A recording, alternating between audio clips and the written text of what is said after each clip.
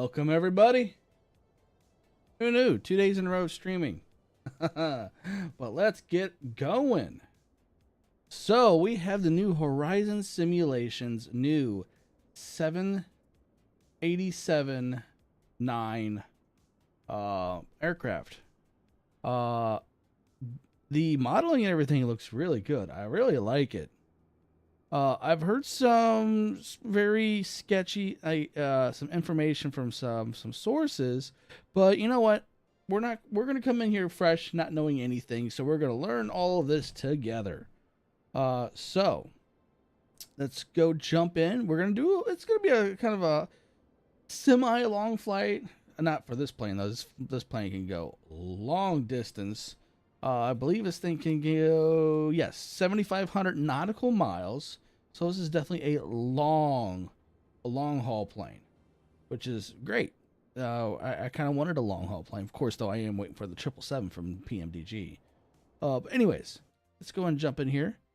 Interior is pretty nice. I kind of like it. But so far, I can say it's a lot better than what the Asobo version of the 787. From the little bit I've interacted with this thing. So let's go ahead and the external power on, battery on. Let's already kick on the APU. While we do that, we go ahead and turn on the IRS. Now, I will say one thing. Well, no, it's not that bad, actually. What's up, Universal? Hey, no, it's a very weird day, isn't it? Where I'm streaming on a Friday. Wouldn't you say? All right, there you go. The APU is starting up. No, I will say this. First off, this is a freeware plane. 100% free. You just got to download the installer. And the installer is Headwind Simulations Installer. And it is on there where the yeah, you are up late. Hope I didn't wake you up with a notification. All right, so we are cooking right here. All right, let's go ahead and APU is on. So we're gonna our APU gens are already pressed in, so we already have that. They are already on.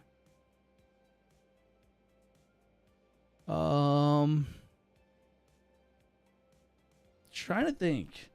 It's a little bit different than the 737, so it's taking me a little bit more time to get the gist of this. All right, so we're already gonna kick on the fuel pumps.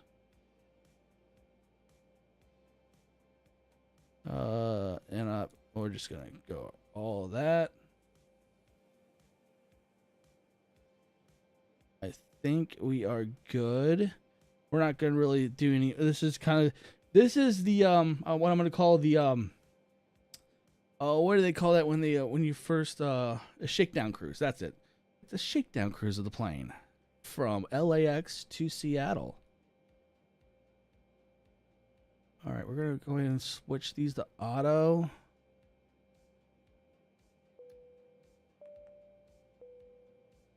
We're going to already put these all on so we don't have to worry about it later.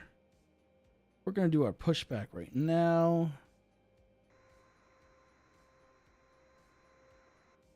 So yeah, we're going to do a pushback. Let's see if GSX, I believe GSX works with this. We'll see. Prepare for pushback and departure. We're just gonna call ourselves Delta.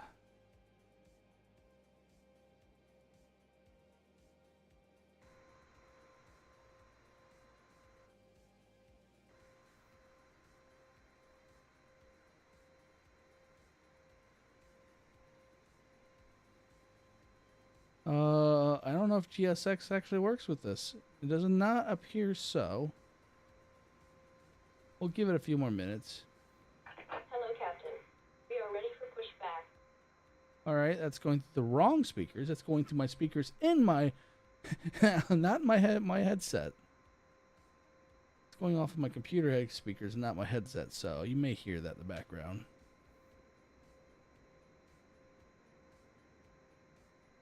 All right, so he's right there. Departure checks completed. Bypass pin inserted. So GSX does work. There he is right there. Non-legitly, that's kind of it's kind of a sketchy spot.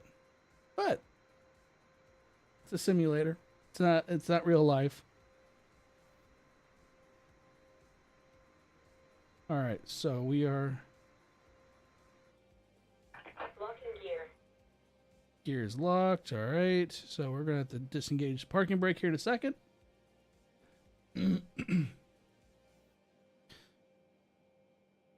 Oh, I didn't even go through the this yet. Nose to the right, tail to the left. I really hate when I do that. You see these? Eeny meeny. Let's do this. Do that one. Release parking brakes. Commencing push. All engines clear. Start at will. All right, starting at will. I'm just trying to make sure we have everything we need.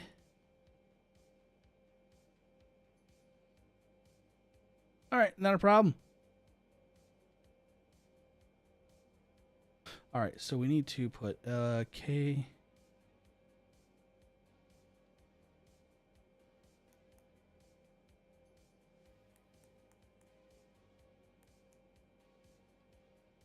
Cool. All right, that's good.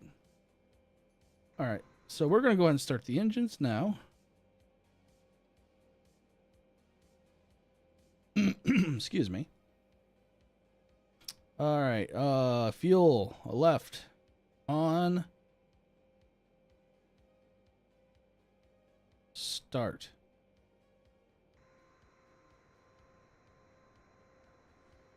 She's starting to rotate.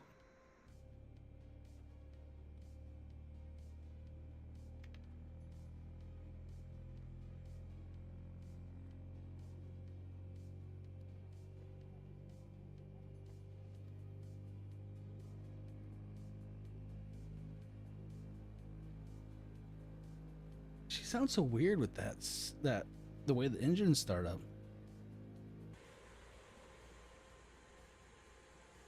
Holy crap, how much are you going to back me up? Good thing there's no plane over there. You really backed me up in a weird spot. Are you going to stop any day?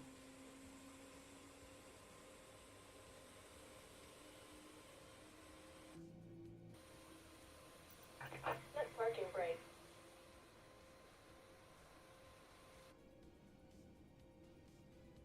There we go. Waiting your confirmation for a good engine start. It's going to take a moment. All right.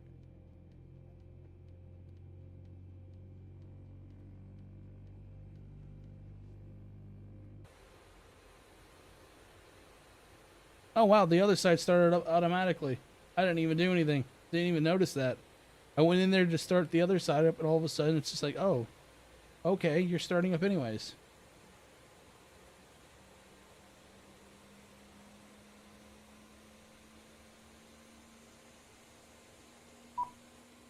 Yes, I know you're waiting on me.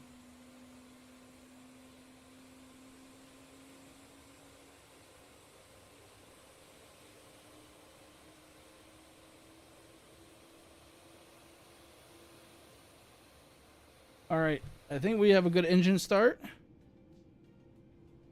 We do. They're set to auto.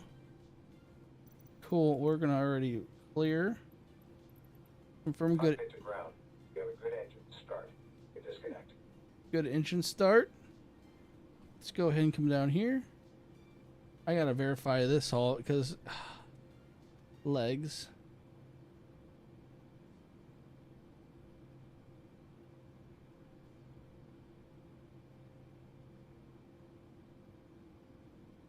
See all of this stuff. See, this is why I like PMDG. They actually automate all this stuff for you, so you don't have to do any of this. Unlocking gear. So we're gonna do 15 for flaps.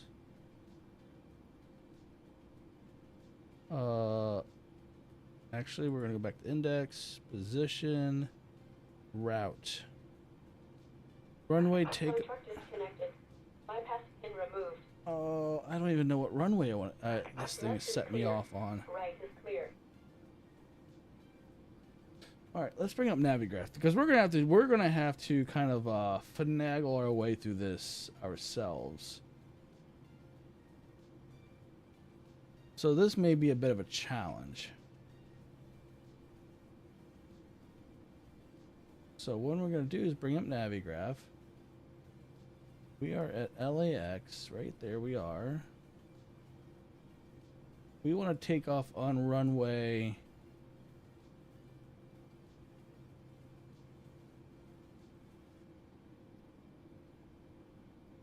25 right.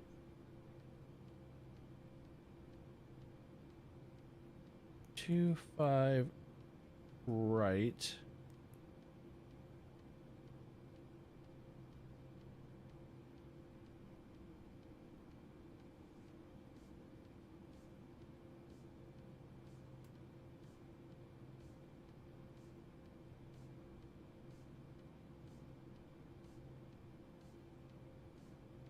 Wait, no sim brief login defined. Use settings page to log in. Oh, you can use sim brief.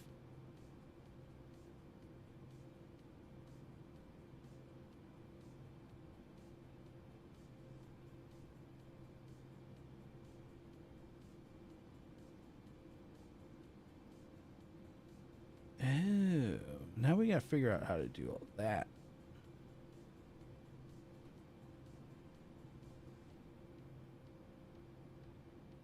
There's this. I haven't even tried using this one yet. But now I have to figure out how to use no sim brief login defined. Okay. Use settings page.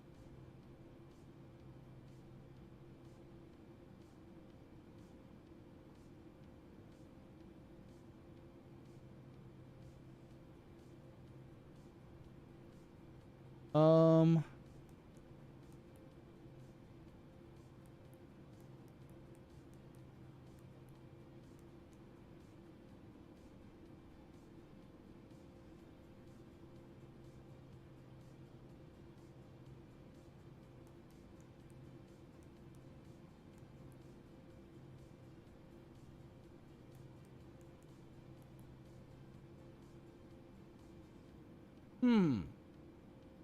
this is where things are going to get tricky.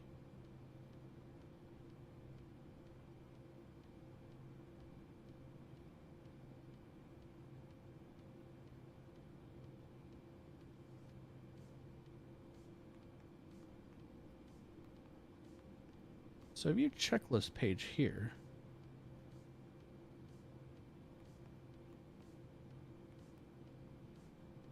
All right.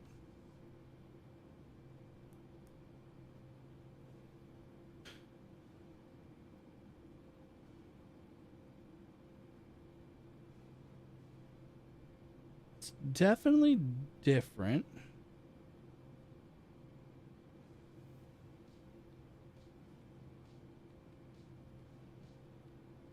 Oh, we gotta turn that on too. Where was our transponders? Right there.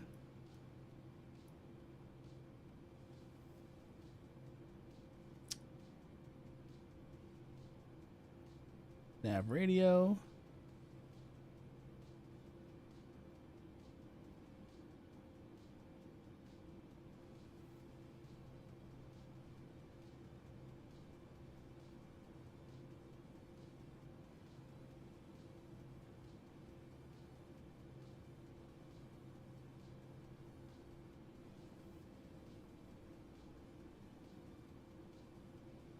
Well, that's information that not sure how to use that information.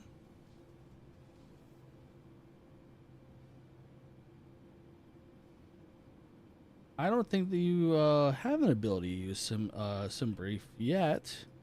I mean, even though it does say there is no login defined, use the setting page to log in. Well, where's the settings page?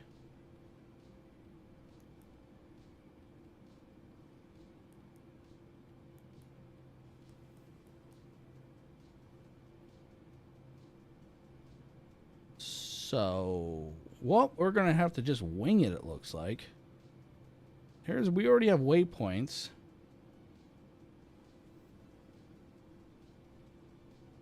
So we're just gonna use that and just deal with whatever happens next. It's just basically it's a shakedown cruise to get the feel of the aircraft. So hopefully nothing catastrophic happens. All right, let's go ahead and taxi.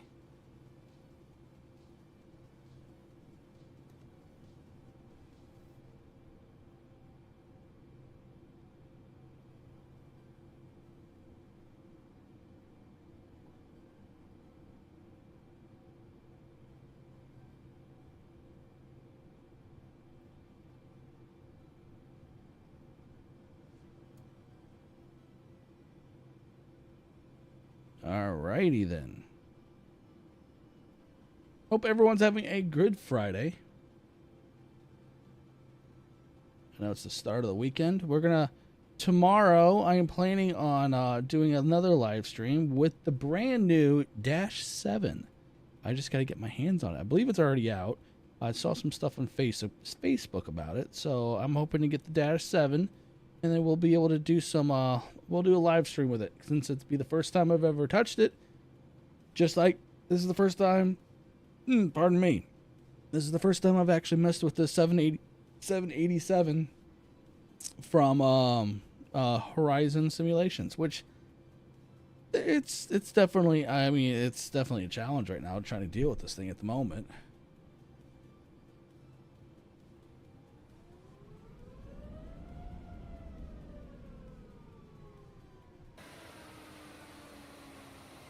So it is, I want to say the input is a little too extreme. But that's just me being nitpicky. I can't be nitpicky. It's a free aircraft.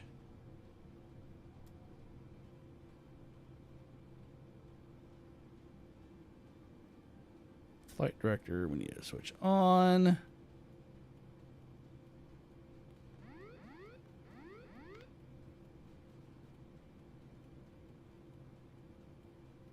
You can't be nitpicky, especially with a free aircraft. I mean, be happy we're getting it for free. I'm honestly though, as much as I am a huge fan of PMDG, as soon as they get done with the 777, I would love to see their version of the 787. I honestly, if the 777, the 737 are great. I mean, the 737s are already amazing. Now, if they did a 787, I honestly wouldn't care how much it cost. If it's $100 plane from PMDG, and as well as they've done a 737, I'd buy it.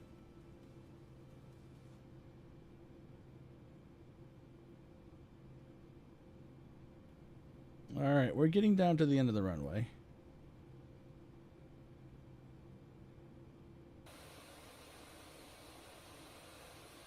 But I will say that Horizon did a pretty good job with the modeling of this aircraft. It's pretty good.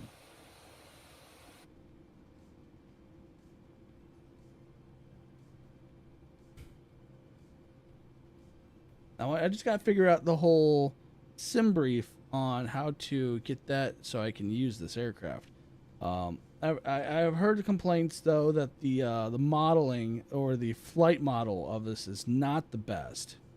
But like I said, it's freeware. Oh, there was a new aircraft too that also came out today. The new the Vulcan bomber. I think it's a British bomber.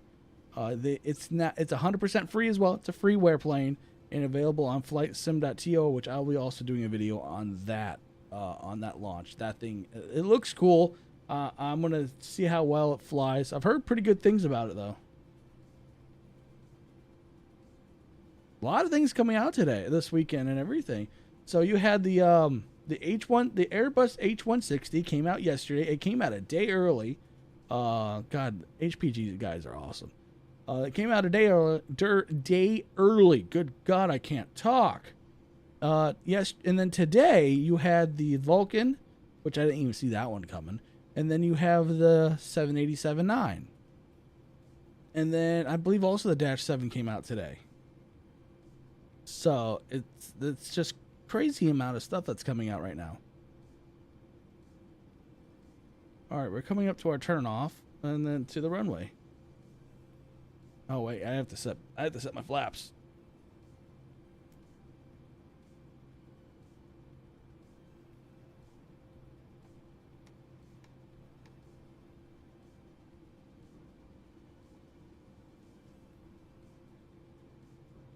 All right, let's take this turn.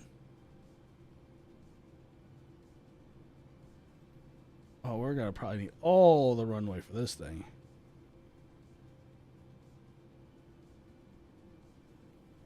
25 right.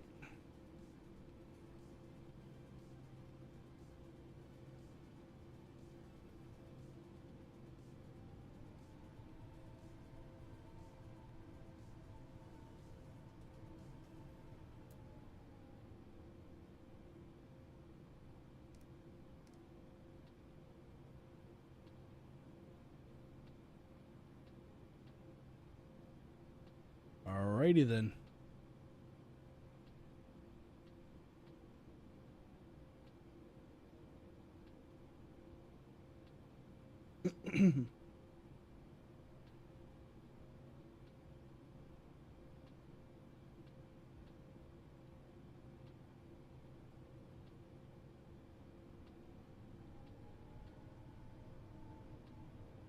Full power.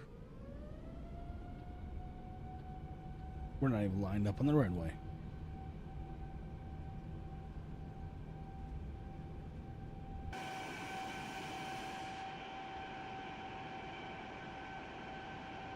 I just realized something else too. We'll deal with that when we get in there.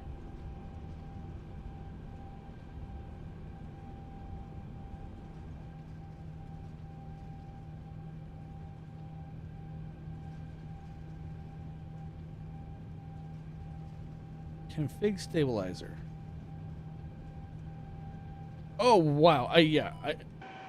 That was a very weird.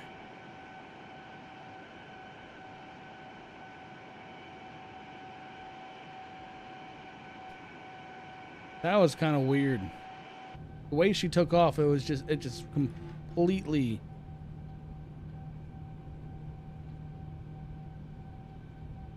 I had a tail strike. It tells you if a tail strike. Well, oh well.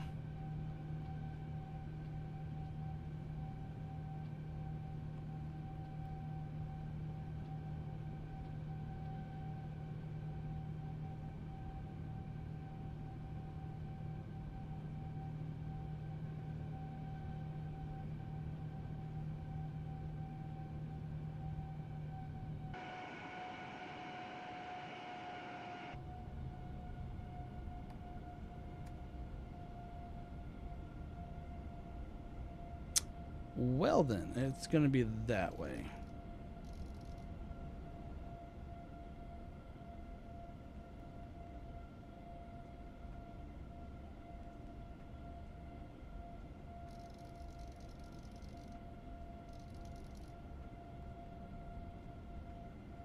Yep. All right. We're gonna have to figure out through some brief on how it actually gets configured. So this is gonna be a long, probably painful flight.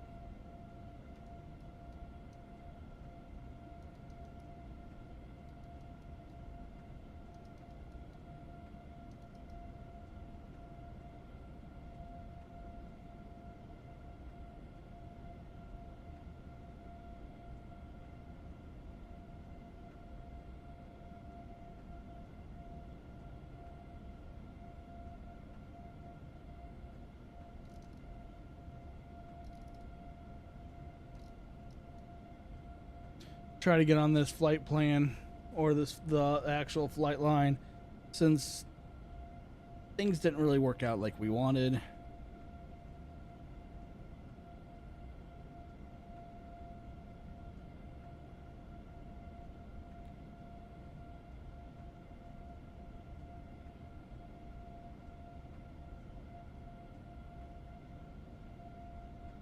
Okay.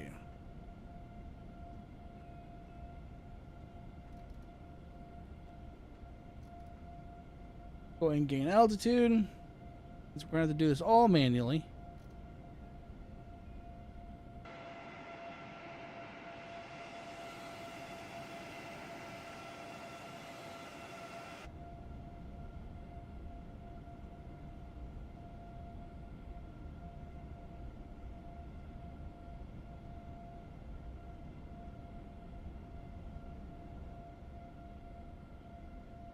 Two different auto throttles.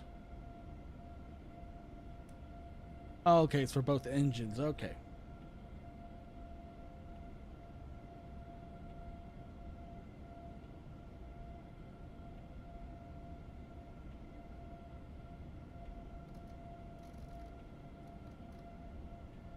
Trying to level her off, but she's not wanting to. 244 knots.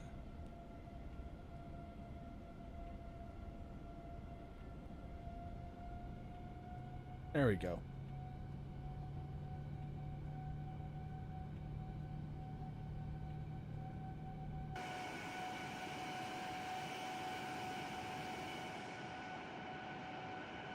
Now she's climbing.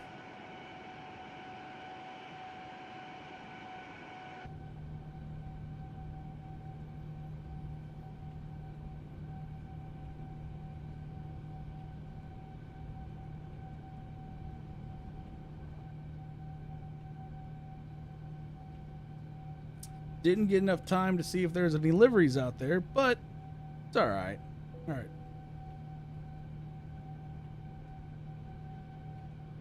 What was the ding for?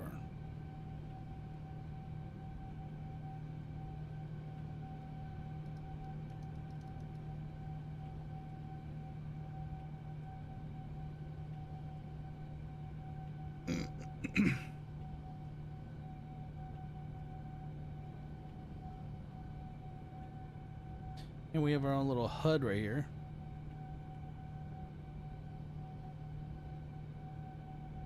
Which I kind of like this. This one is pretty good.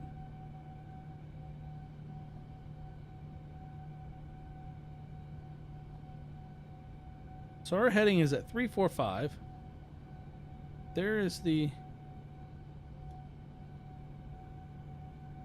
that pink line that goes all the way to Seattle.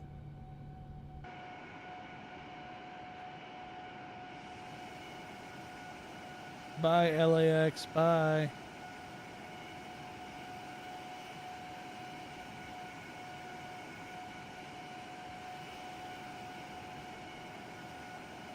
Now, being it is a freeware, the cabin inside where all the passengers are not modeled.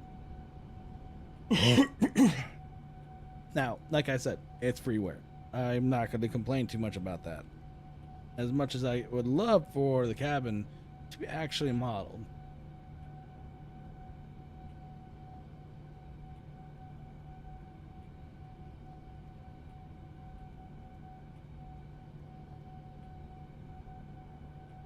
The landing is going to be interesting in this thing because, oh boy.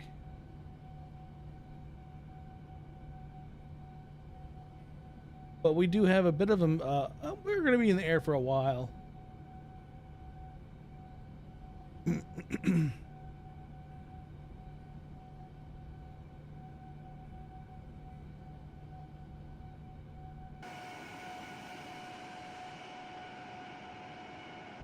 We're passing about 15,000 feet.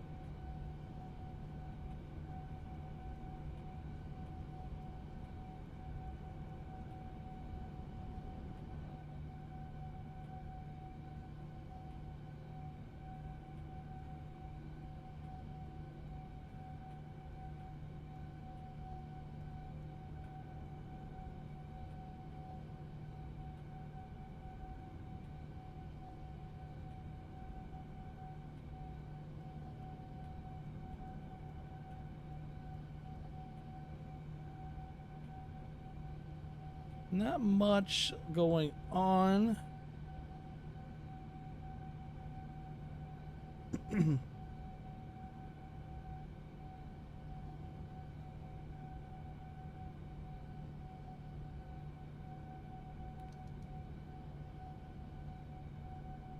Passing above 18,000 feet now.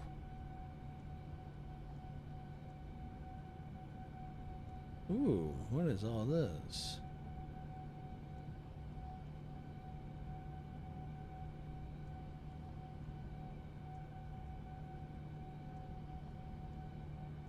I don't know what this green marker just popped up. What the heck that is?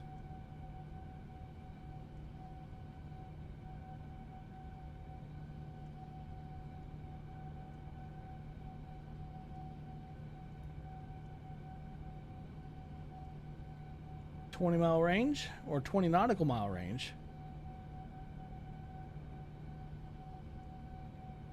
We don't. I don't know if you consider that a crosswind or not.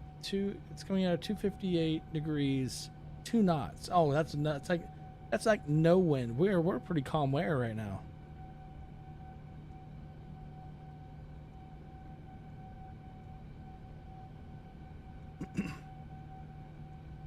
But yeah, I'll have to figure out how to do the sim brief on the settings page for the next time I do this.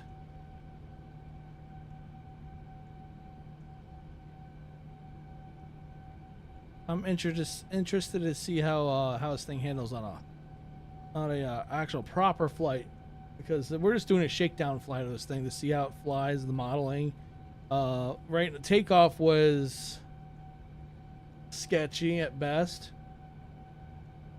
And she just wouldn't pull up. I was like, why aren't you pulling up? Your nose isn't coming. And then all of a sudden her nose just goes straight to the moon and I get a tail strike. It's like, oh, lovely. So, still learning the nuances of this thing.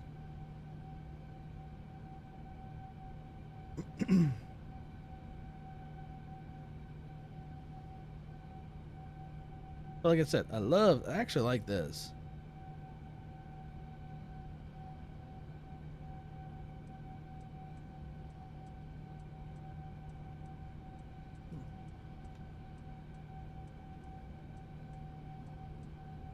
We're now above 23,000 feet and still climbing.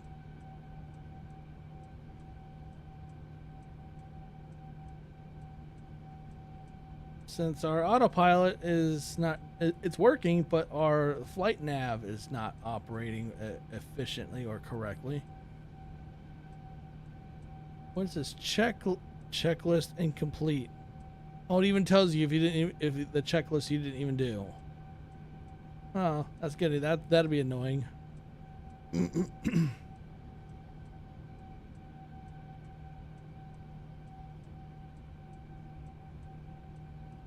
We've been in the air 10 minutes.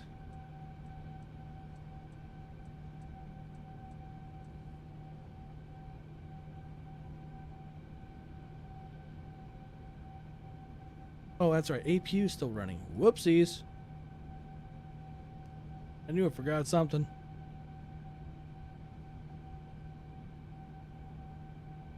APU cooldown now. Alright, yeah, I didn't even think about the APU. Just learning all the systems, got caught up. Passing 26,000 feet.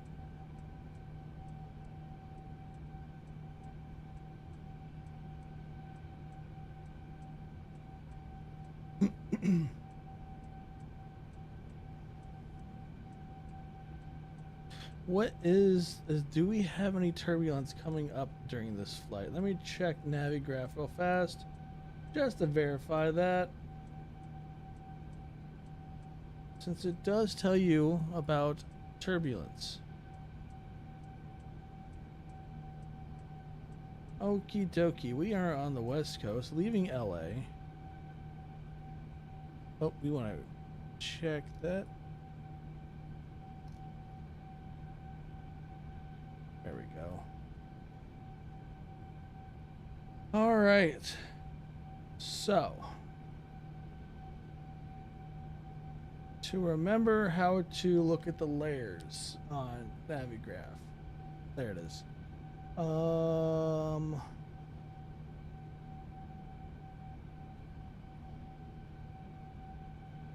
There's satellite world.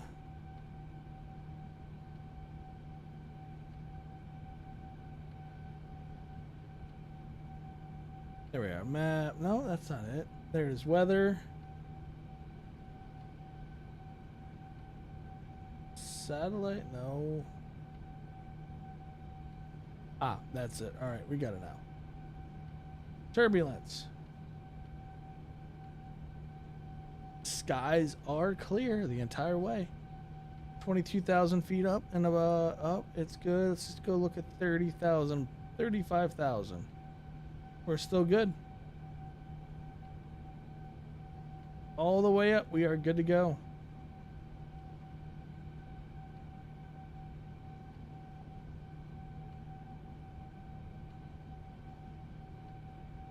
It's nice to see. Nice, calm skies.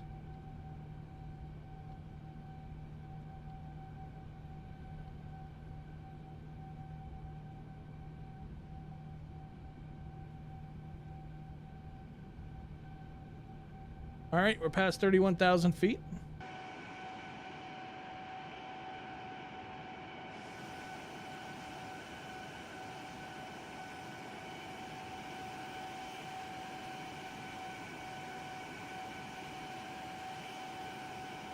The modeling of this plane is really good. I like it.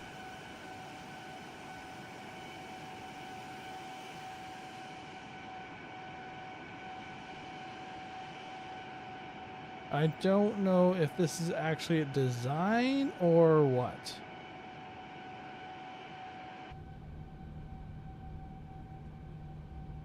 All right, 32,000 feet. We're heading up to 35.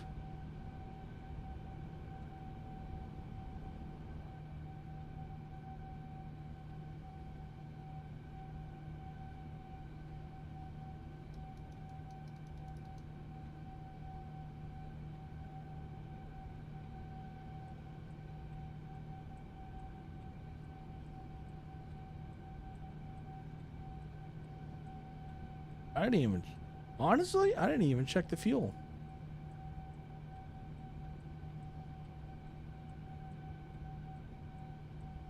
Oh, I think we'll be fine on fuel.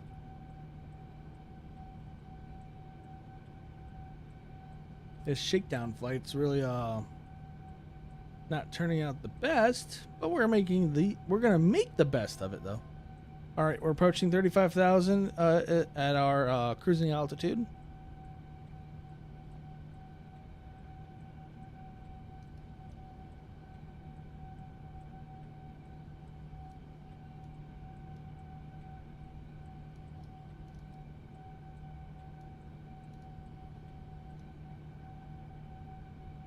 All right.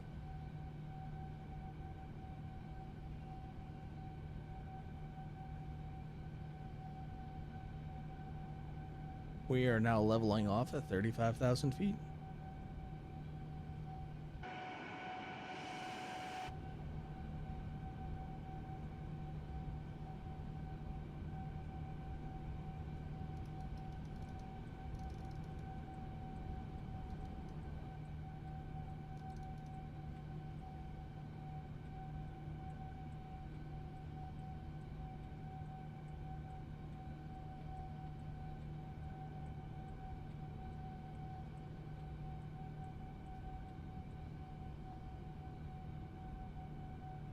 All right, reducing power. We are at, oh, actually, it's still wanting to go up. So we're going to still continue to give it more power.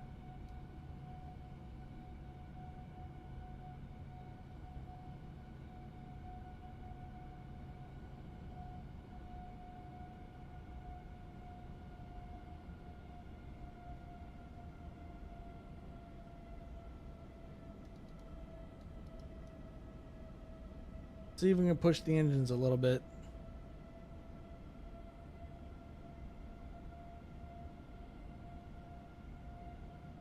Good old California.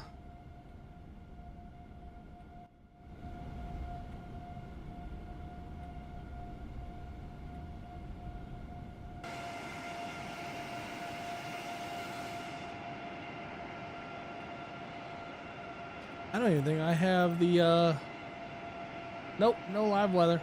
Well, we'll go to live weather now. Oh, there we go.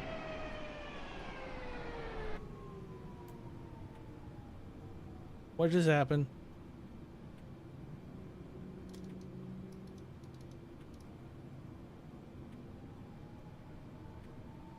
I didn't even realize the live weather was off.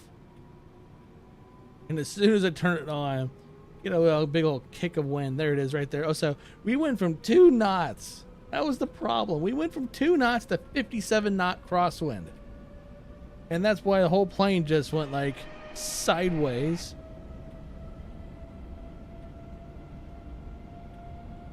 That's kind of funny.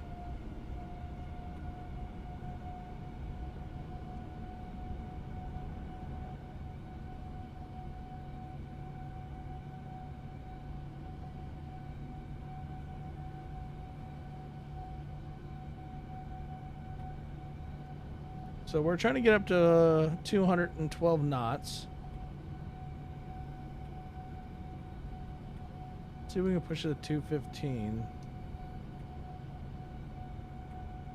Trying to see how much we can push this plane.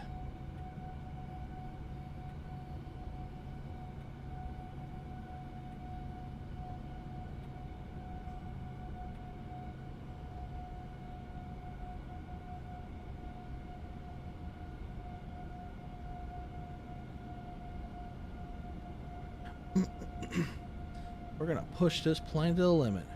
All right, we're at 216. Let's go to 220.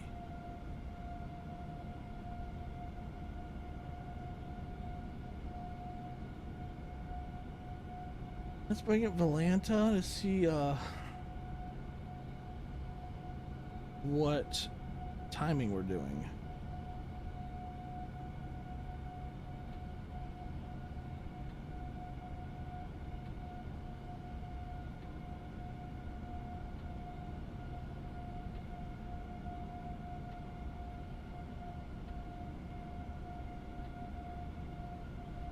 Alright, let's bring up and see what the timing. Oh, I got logged back in again. Jeez.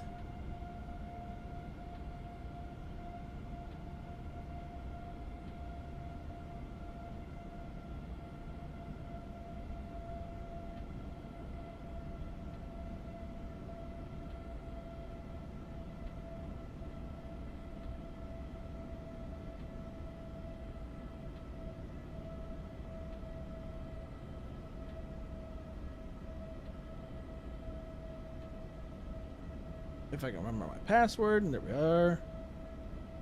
Origin LAX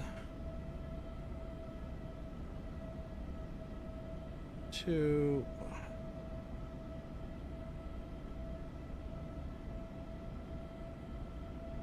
Seattle.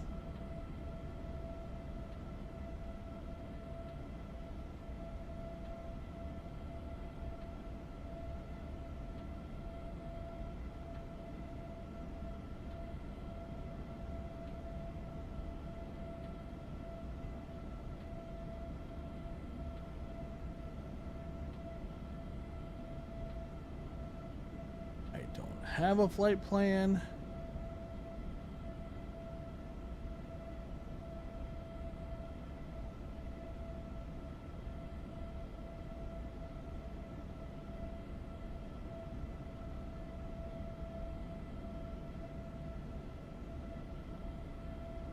Well, that's gonna be part of the problem.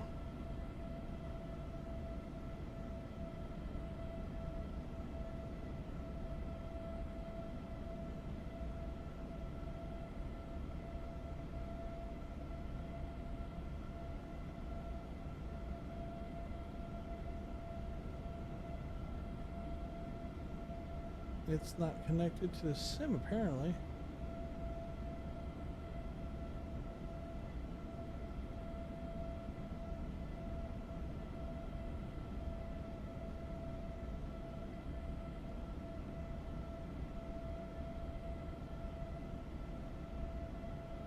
Why aren't you connected?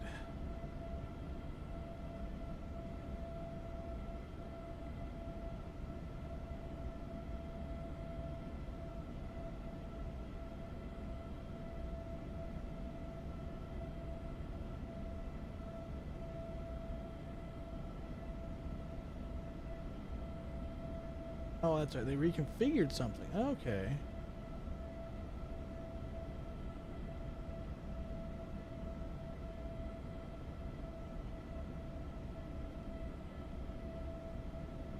Well, where am I? It's not even showing me on the map. Oh, there I am. There we go. Remaining time, hour and 58 minutes.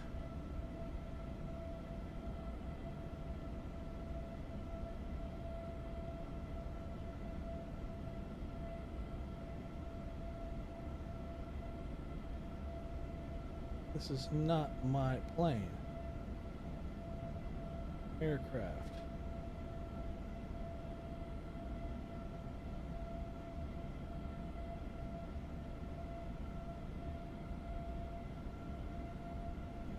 Nine. All right, I got to add a new aircraft. Registration. 989. Wait, what am I saying? 99. 787-9.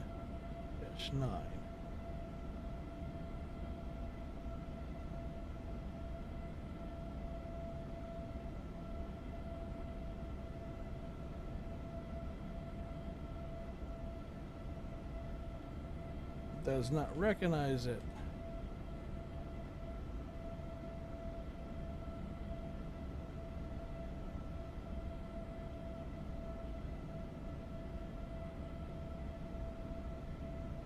Cool. All right. Now we can go back and fix that. That is not the right plane. That is the one we're using. It's a 787.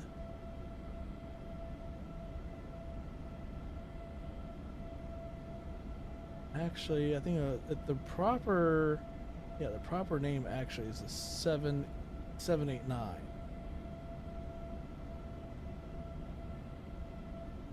There we go. That's right now.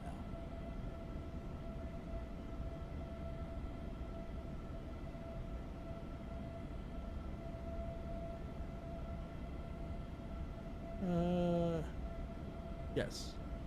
No? Yes. I don't know. Maybe. Yes, that is right. Okay. It's like, yes. No? Maybe. Sure? I don't know. We'll go with it. Hour and 56 minutes. Let's go and bump up the power a bit.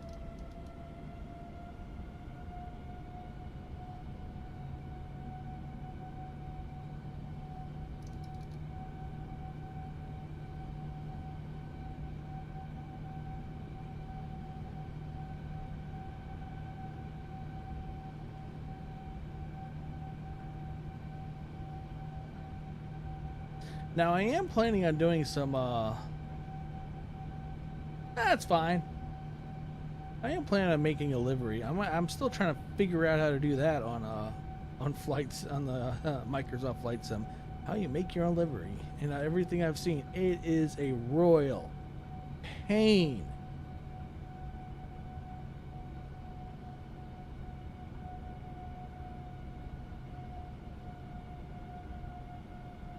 So Starlight, last night I also did a live stream last night, Starlight. Oh my god, it's 2 days in a row, right? Of the new HPG helicopter, the H-160. Absolutely fantastic helicopter. Probably the best helicopter in the sim so far.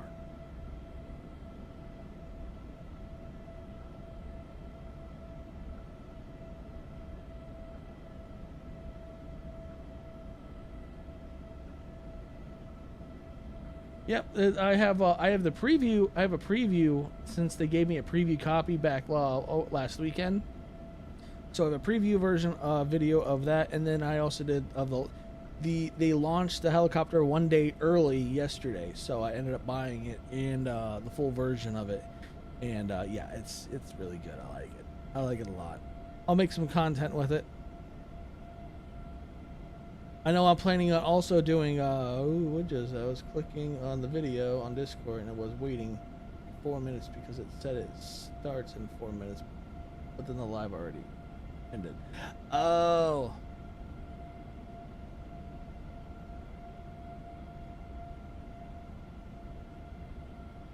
Interesting. Well, we'll have 2 more live streams this weekend. I'm hoping tomorrow I haven't even seen how much the Dash 7 is. I want to see what that thing is all about.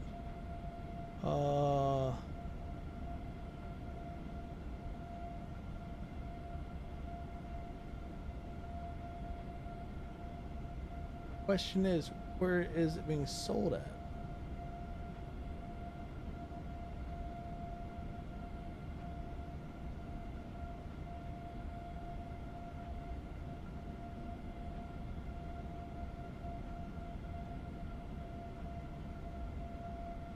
I don't even know where the Dash 7 is being sold at. I have to figure that one out.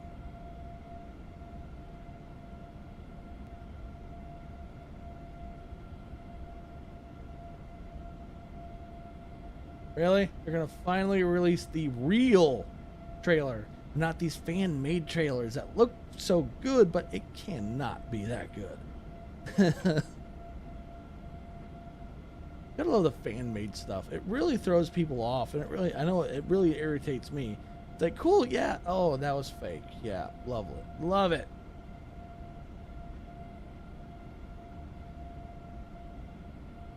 All right. Oh no, that's old news.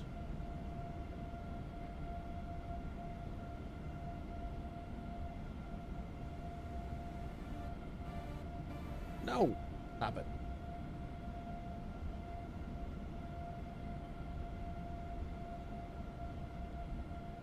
Oh, that's old also. Good grief.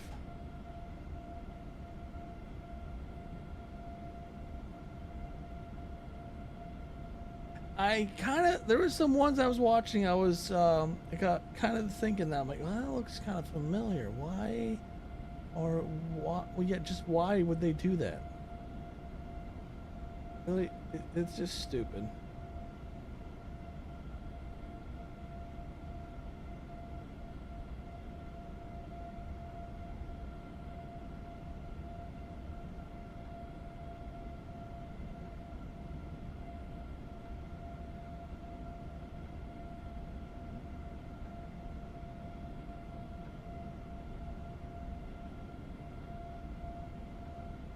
Okay, SimWorks. SimWorks Studios? Yes. That's where I got the plane from. Products. All products. Should I just click on aviation?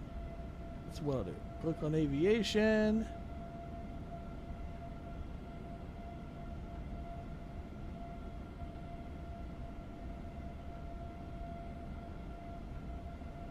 Alright, the Dash 7 has not been released yet. I thought it was. There was some reports, people were saying it is out. But according to this, it's not out. It's supposed to come out this weekend. Dash 7 is supposed to come out this weekend too. It's like a great big weekend of releases of planes. You have Horizon Simulations, what we're in right now, the 787-9. You had yesterday the H-160. Then you have the you had there's also a new flight sim.to plane that just came out that I'm looking forward to trying out, and it's the Vulcan bomber. I have been seeing lots of good things coming out of that. That was just released within the last few hours, or last several hours. I'm going to be doing a video on that one. The Vulcan, I actually didn't even know what the Vulcan was, and I'm like, what is this plane? Of course, so because I'm American, I like my American planes, but no, I heard the Vulcan. That thing is nuts. I love the howling sound that thing makes when it takes off and going by. That thing is really cool. Now, part of me hopes that that it's replicated.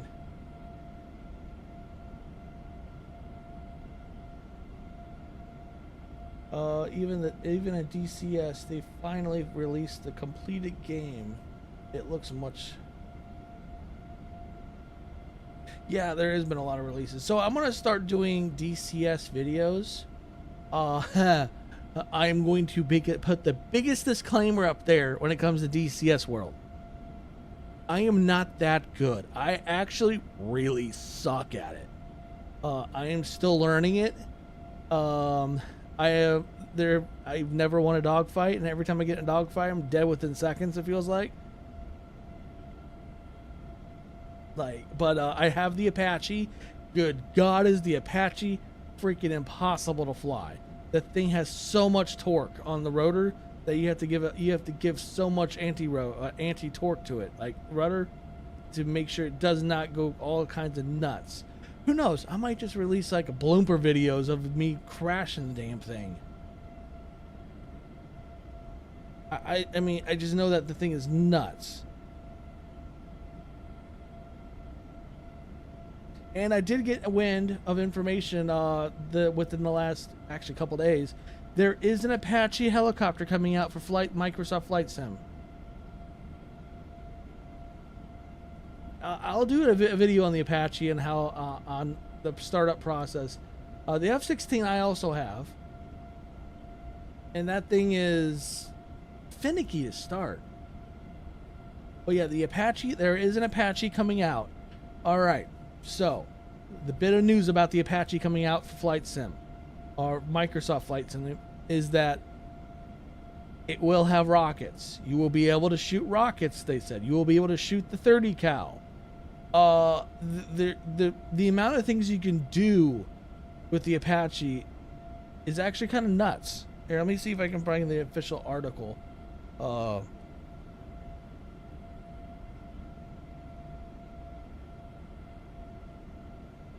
Is this it? That is not the article I was looking for.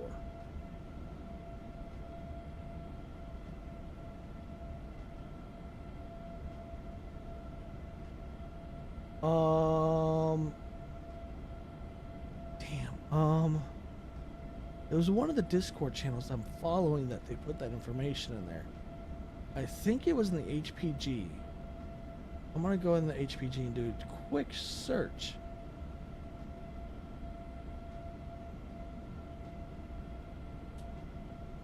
There it is, found it.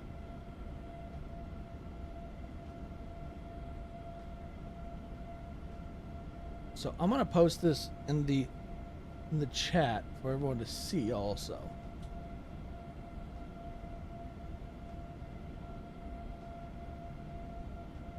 So the avionics in this thing looks insane. It looks so good. It's a 35 millimeter cannon that you can move around. It has all handmade liveries, or a handful of liveries that are handmade. The demo and active service versions, and all in 4K. Functional, and I say this, functional nose camera. And the sound of the helicopter, the sound of the Apache, is the actual sound of the Apache.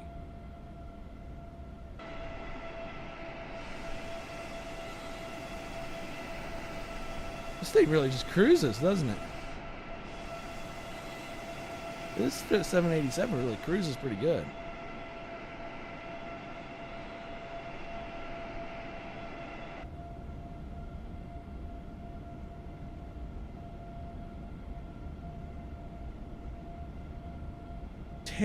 Teog's Hangars. I don't know who that developer is, but when they come out with this Apache, they're gonna be my new best friends.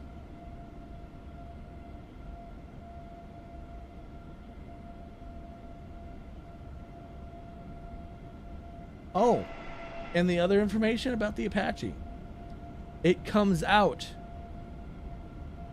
at the end of the year. December is when they're I think they're eyeing for.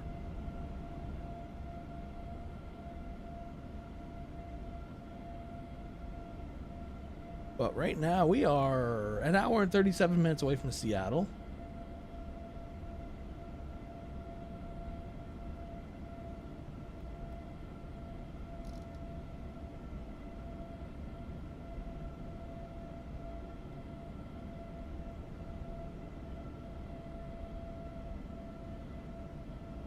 Yeah, I'm excited for that one. That's the one aircraft I am literally like stoked to get. Oh! Can't forget about that either.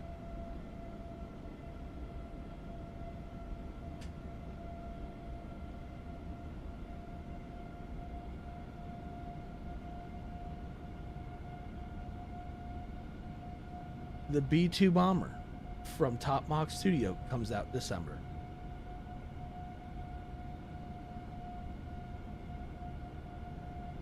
Seriously?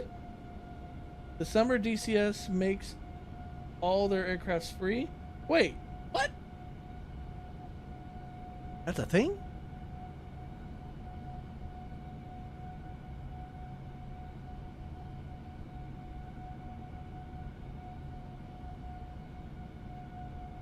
Boy, I'm going to be flying a lot of DCS in December. Oh, yeah. Lots of flying in December in DCS world. Hell, I don't give a crap if it's just December. I mean, it gives me a chance to use the brand new, just came out, F-15 Strike Eagle.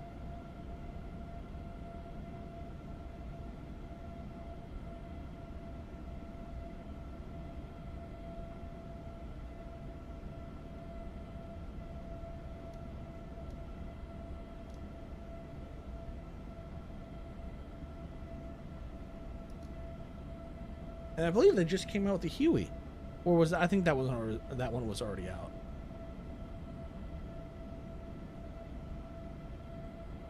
But yeah, I'm hoping to do some DCS stuff. I need to get back active in the YouTube because I think I'm falling off of the YouTube algorithm, and it's really killed my channel. I mean, like it seriously is brutalized the channel.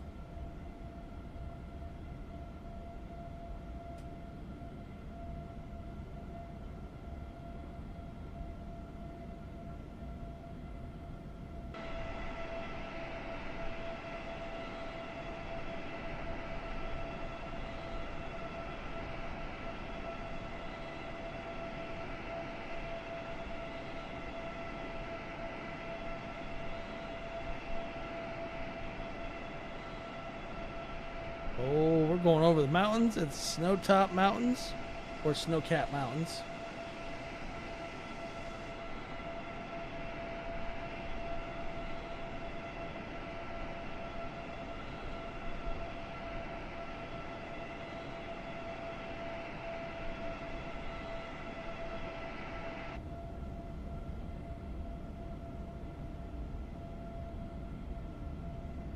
So, Universal, Mr. Starlight.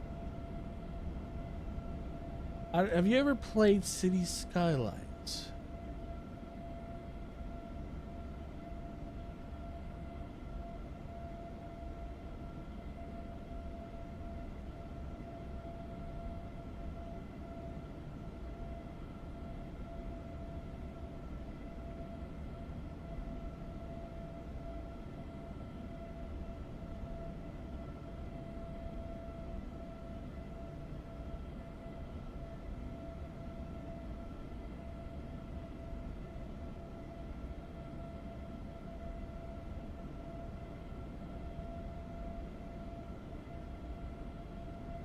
Well, I have the new City Skylines 2, and I'm going to start doing a series, community series, on building a city.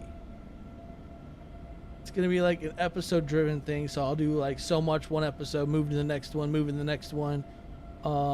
So, yeah, I think that'll be fun.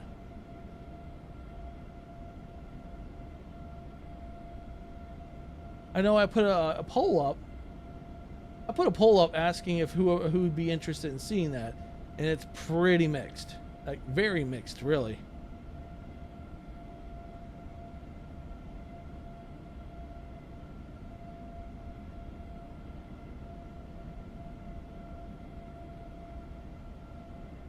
So yeah, we'll start doing a series on that was the live stream side of it.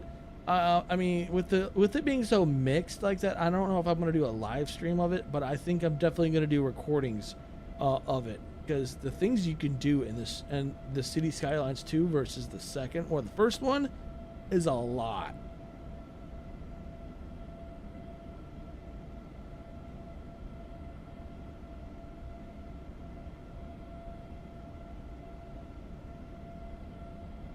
See if we can push her a little harder.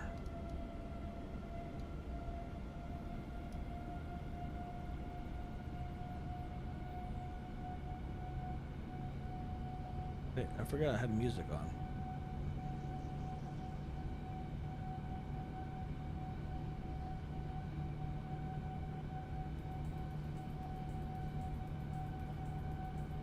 Yeah, I'm looking forward to doing that series. It's gonna be fun.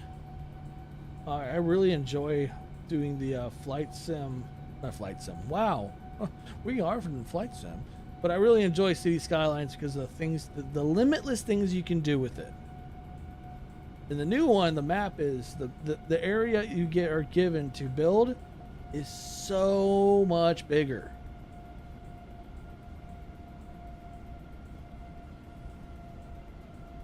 It's kind of insane. We're gonna start doing more stuff on the channel. We're gonna be a lot more active now. I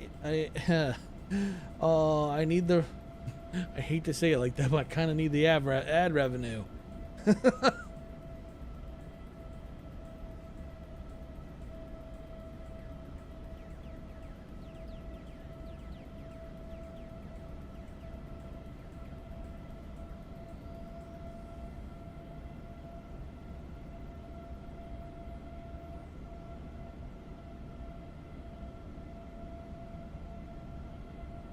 So there is cultural designs. So there is North American and there's European. So I will say this though, when they say North American and European, cool, yeah, North American. We usually there's a lot of different ways we can build houses in the U.S. or in the North American area, but in European, there's a ton. Each country, Germany, England, Italy, Greece, Spain. Everywhere has different designs. So I don't really, I'm not really a big fan of that. When they say, oh, European style, it's like, okay, where are we basing this off of? England, Germany, Poland, Ukraine?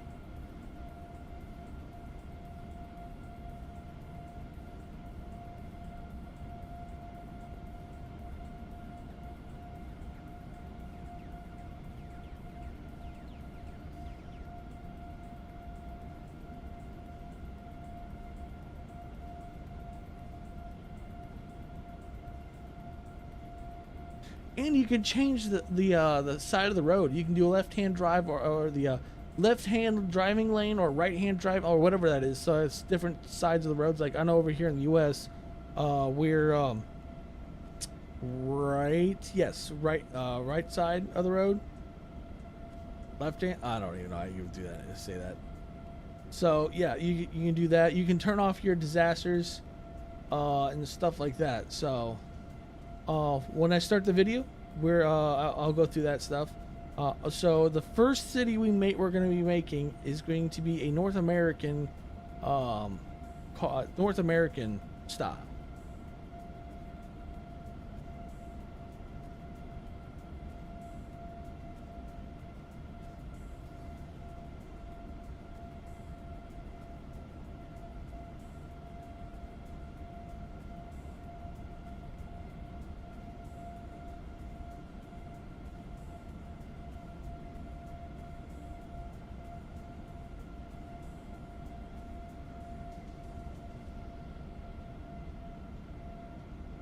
So yeah, and it's gonna be I like the level of detail they put into this when it comes to the economy, because you control the economy very, very easily.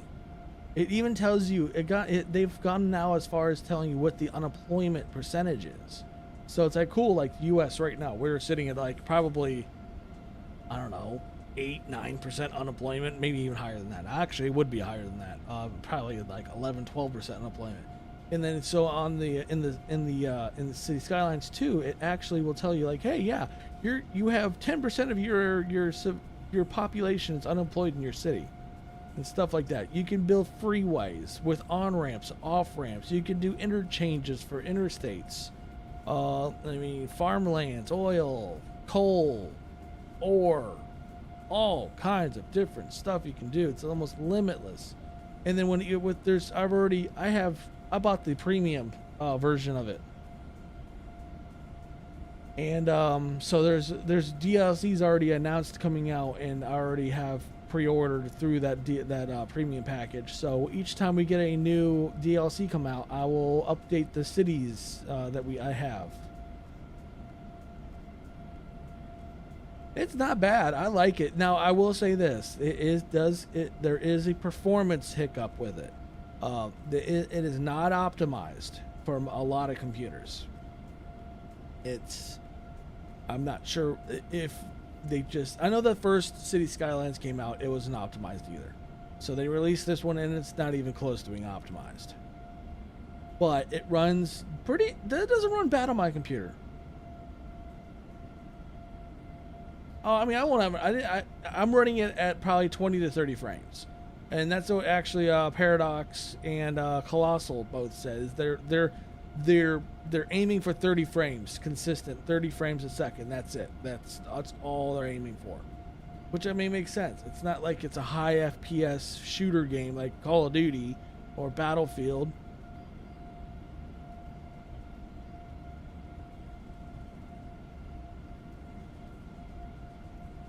Oh, we went way off course.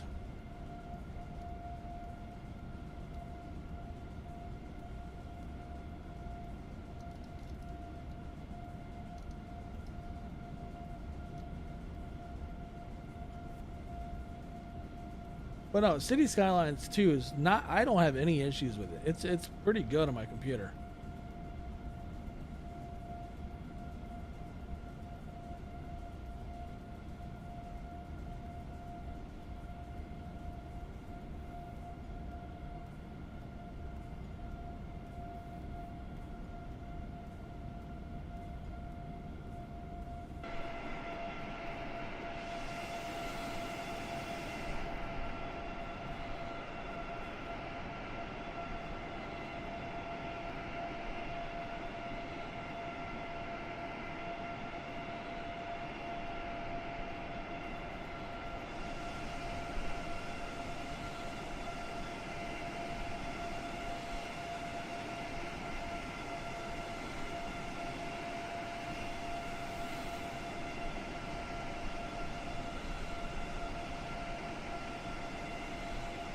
I didn't see anything about desert. I'm sure that's probably going to be coming down the road eventually, I would hope. But what I have seen... Ooh, I like the wing flex that they've done on this thing. But what I did see is that they have different maps for like more riverish deltas, mountainous. Now, they did add seasons. So when you're playing, it'll rain. It'll be fall. So you have fall. The woods or the trees will have fall colors on the trees, leaves. Couldn't think of it. Anyways, and then you'll also have snowfall. Now I haven't experienced the snow yet.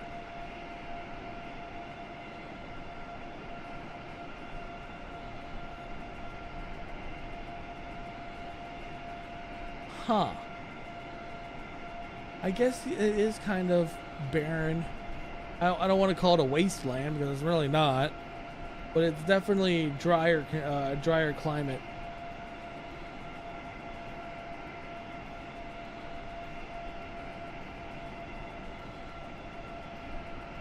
Yeah, I guess it is a drier climate, and it's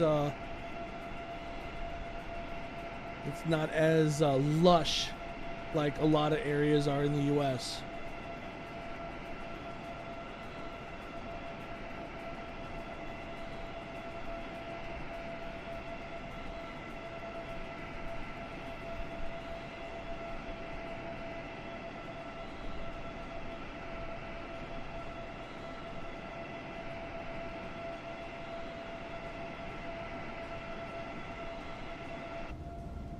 Alright, so we're sitting pretty good.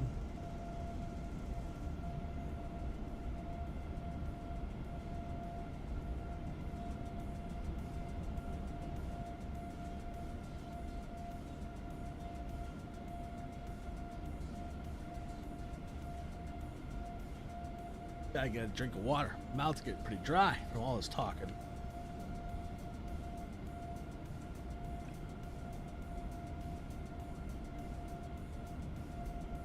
I gotta figure out what's for dinner after this stream, which will be in Seattle in about an hour and 20 minutes. But yeah, I gotta figure out what's for dinner.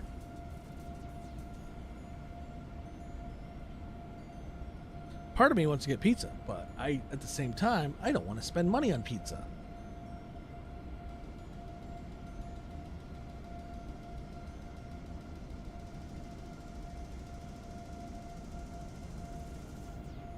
Oh, hell no. DoorDash can go freaking shove it for all I care. So here, I don't know if you if you're aware. I don't even know if you do you guys have DoorDash in Greece?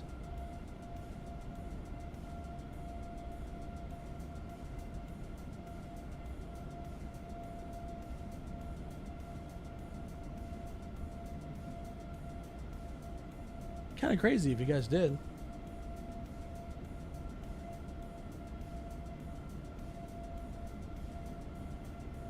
So, okay, I wasn't sure if you so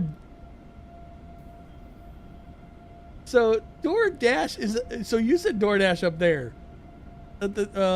So there is actually a company called DoorDash that delivers, so you can, like, so if a company or a restaurant or like a sit down restaurant, they don't normally have delivery services, so they'll basically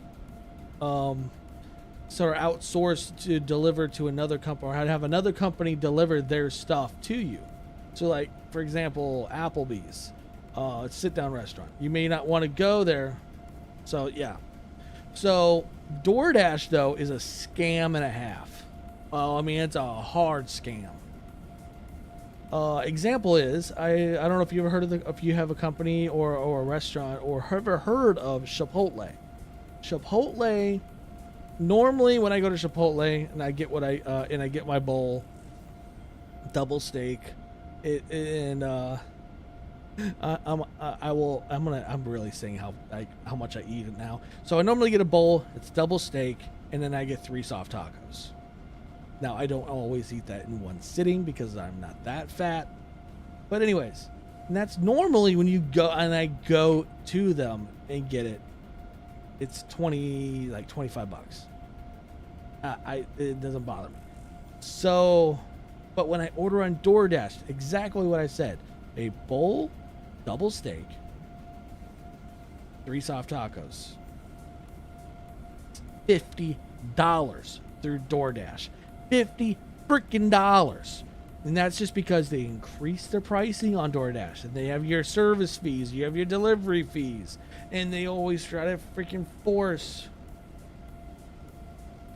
your tip us. It's like, I mean, right now with the economy of the ways, I really don't want to tip, but I mean, it's common courtesy to tip. Yes, yeah, $50 is freaking nuts. I'd rather, and Chipotle's only like a 3-minute drive from where I live, so I just get in my car and drive there and pay the 25 bucks and pay the 10 cents in gas it takes me to drive there. But no, and when it comes to tipping, they try to force the tipping stuff on you.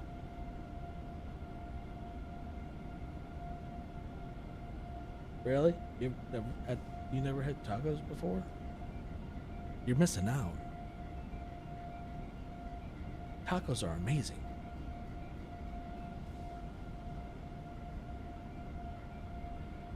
I was just thinking, maybe you guys have Taco Bell? Probably not.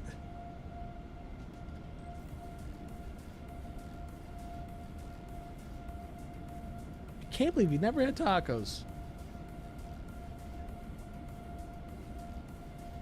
So, this is the American side of me coming out.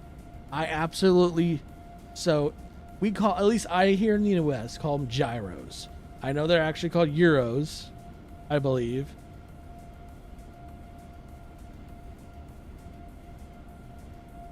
Ah, okay. So, yes, euros. Yep.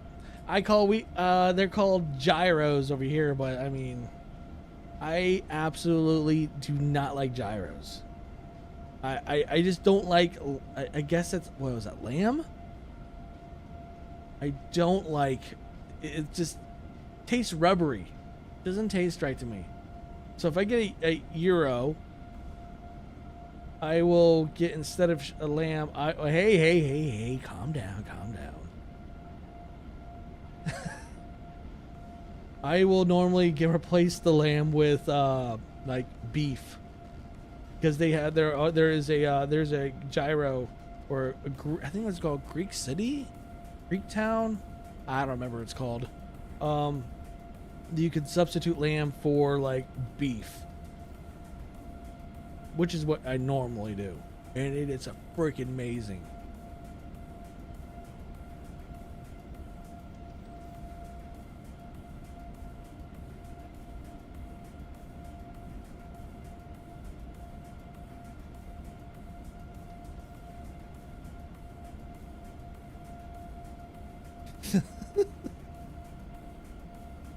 I mean, I don't remember what the actual meat itself goes in a gyro. Of course, I mean, we in America, we tend to Americanize things for ourselves, while someone from that actual culture will come over here and probably look at us and be like, "Are you guys dumb?" Like pizza. Pizza's been around. It's Italian food, but we Americans have really changed what pizza really is. And I bet you any Italian that comes over here and sees what we do with it probably will, they will literally hate us.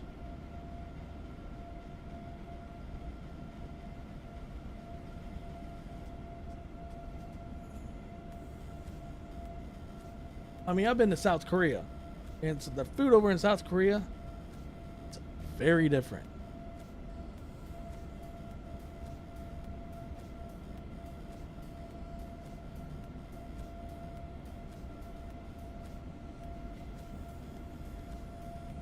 Wait, that's pork?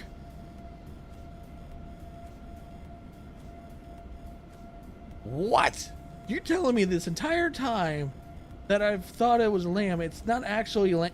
Son of a gun! I might have to talk to my parents now and be like, "Hey, so did you know that gyros, they're not actually supposed to be lamb?" And my parents will look at me like, "What do you mean?" I'm like, "Yeah, I have a fan of my, I have a follower, a subscriber, a fan, all the above, that lives in Greece and is Greek, and so yeah."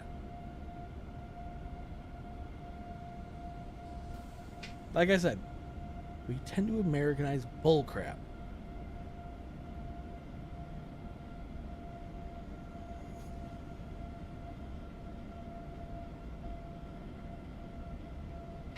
I mean, I'm half German, and I don't even like German food. Like, I absolutely despise sauerkraut. Sauerkraut is disgusting.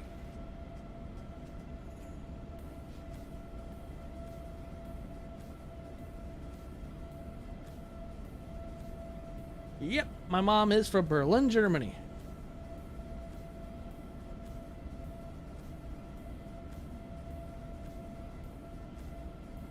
She was born and raised in Berlin.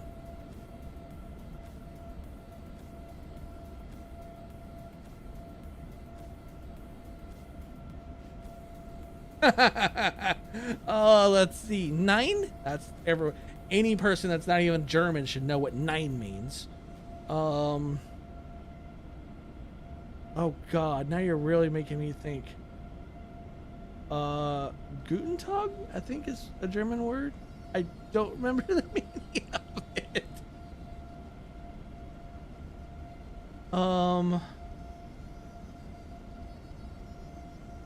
Scheisse? Everyone should know that one too.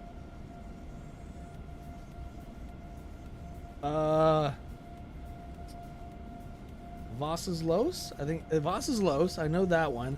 I don't remember what that one means either. I hear that. I heard that one a lot as a kid from my parents.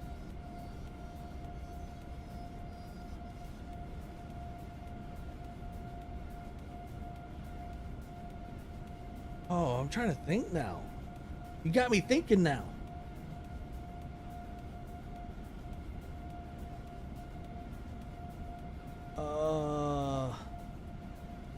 I know there's another one I know. I just can't. It's like right on the tip of my tongue.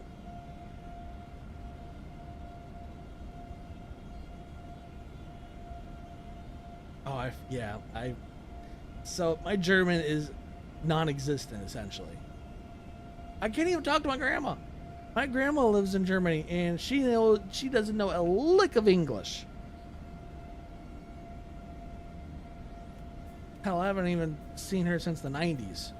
When I was a freaking, like, I want to say I was like 10, 9, something like that.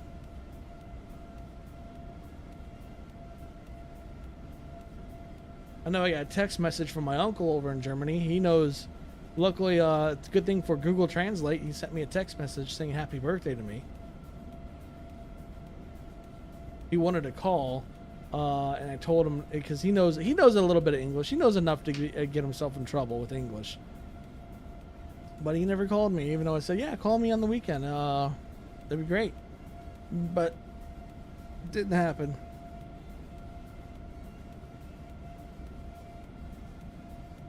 All right.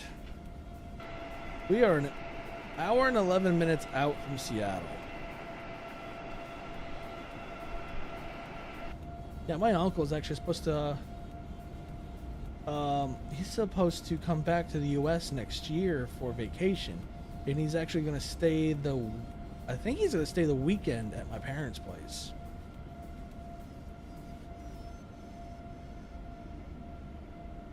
He came this year for vacation to go to Disney World.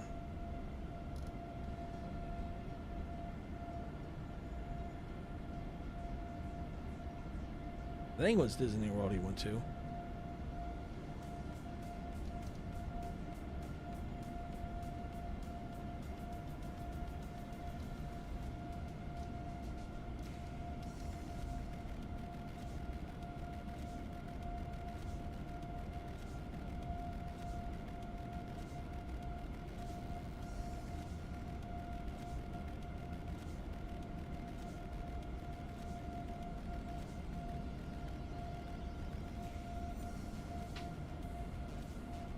Yeah, I kind of want to go back to Germany.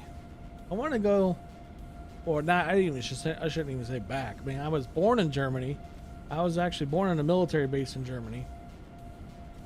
But that was the only time I actually was over there, like long term, was when I was a baby, and then I went back and I flown through as a connection flight to Frankfurt. When I was deploying to Afghanistan, it was only Frankfurt for a few hours, and that's when I went to Kyrgyzstan. But yeah, that was the only 2 times I've ever been in Germany. It was when I was a baby and when I was deploying to Afghanistan.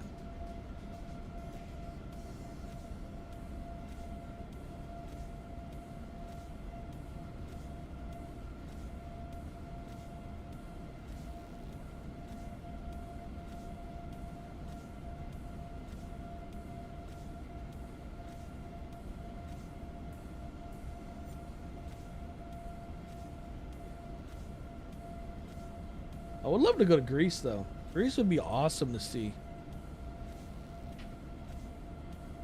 See all the ancient ruins.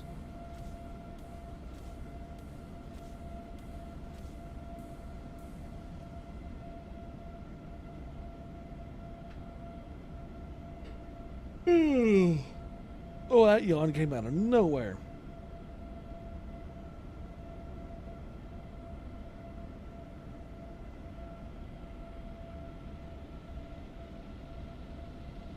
I can imagine. I could imagine the overloading of tourists. We have a, you know what? I don't even know if you knew this. So the Parthenon, I think it's called, there is a full-size replica here in the U.S.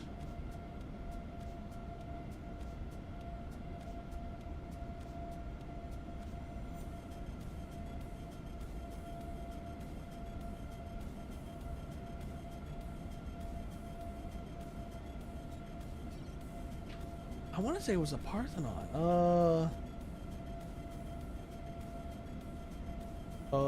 Nashville.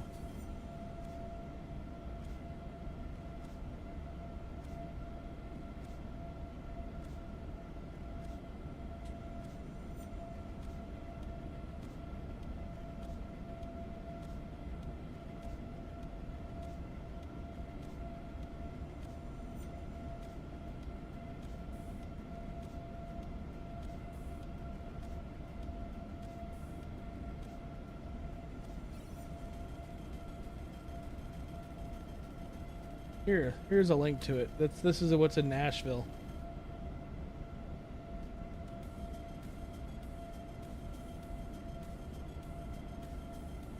So apparently Nashville's nickname is the Athens of the South.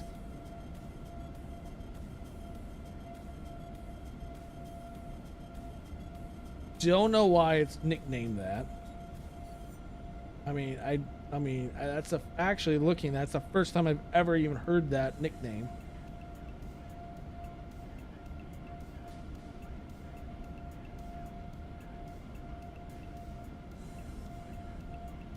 It is. It's really big.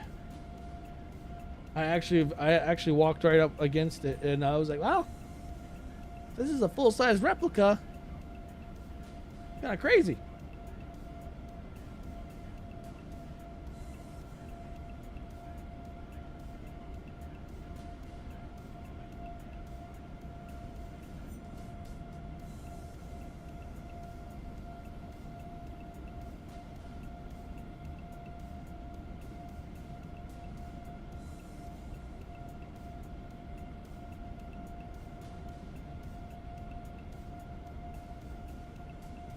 See, okay, now I'm looking at the pictures of the Athens or the Greek site where it's all tore apart or all fallen apart or ancient ruins of yours versus our put together replica of what it should be.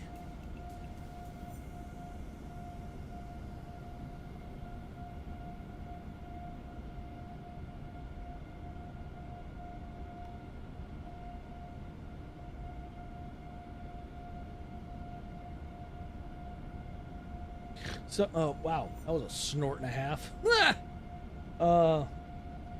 the Parthenon. It was built in the late 1800s here in the U.S. While I know the one over in Greece, I don't even know how old that thing is.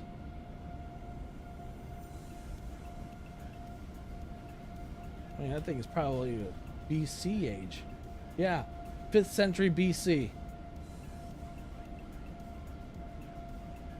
That just tells you how old that thing is. 5th century BC.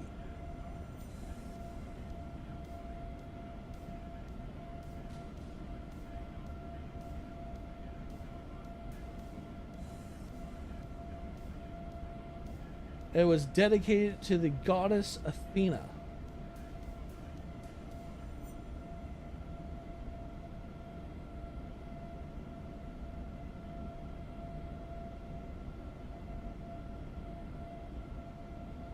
I always had a fascination with Greek history.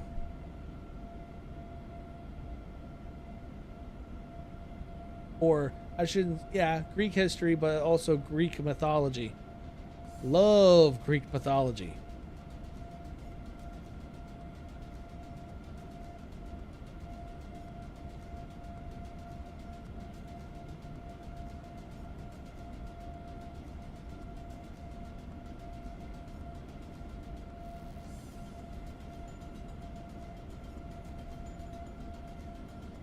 Really? I thought maybe the Greek people, the Greek. Never. I've always thought that the Greek culture was always taught very heavily into it. I don't know. Maybe it's a Western thing that we're taught so much into Greek mythology, like Zeus, Hades, and all that kind of stuff. I may even get my freaking gods and goddesses mixed up, but I think that's all under the same umbrella. Yeah, they are. Athena, Zeus, Hades. Freaking crap. There's more. There's so many.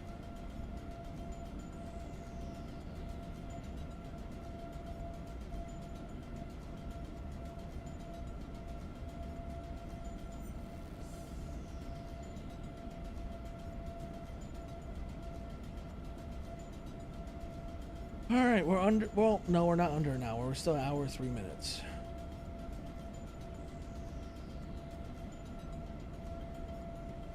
Now I want to go back down to Nashville to the Parthenon and get some photos.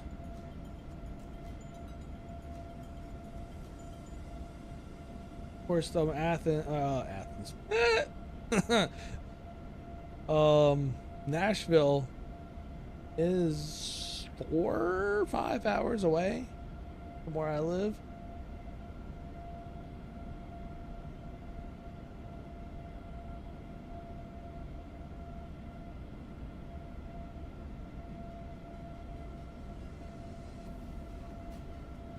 Oh, wow. That's impressive.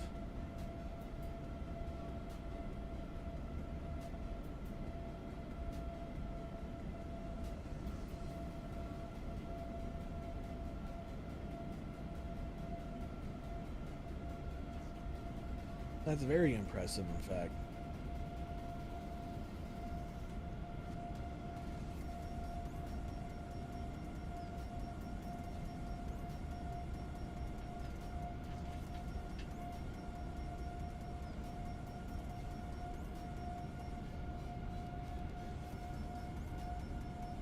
So if you're enjoying this stream, whoever is to all that's watching, if you haven't already hit that like button, smash it.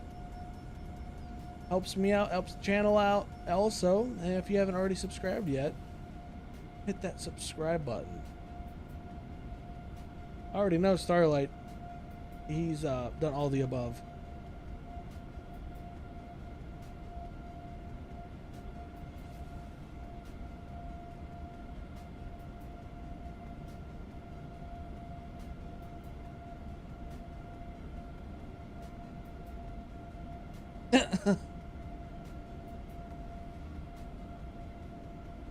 Yep, alright. Well, you have a great night of sleep. And I will be live again tomorrow. At least my tomorrow.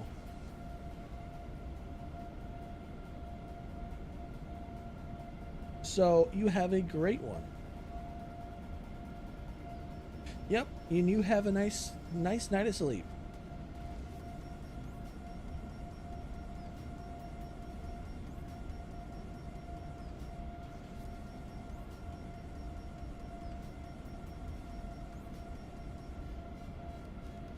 Yep, later. Alright, so this plane here. It's pretty simplistic, really. Nothing much going on with her.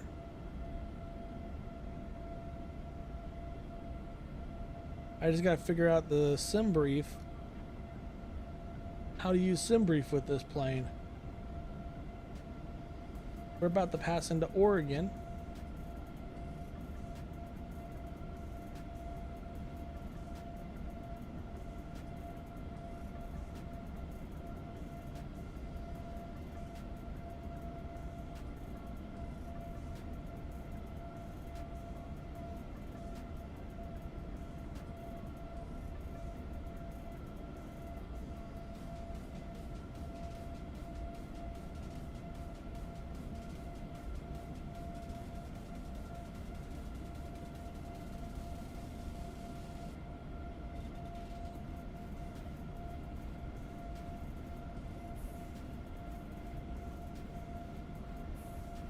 Well, we're now just past under an hour until we reach our destination.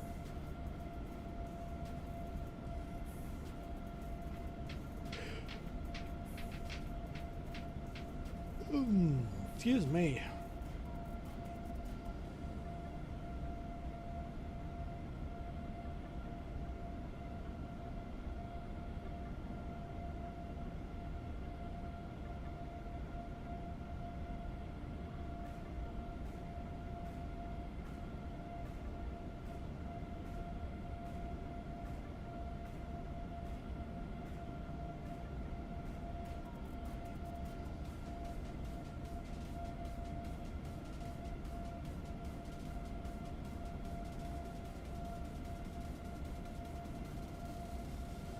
Just past 7 o'clock local time for me, 7 p.m.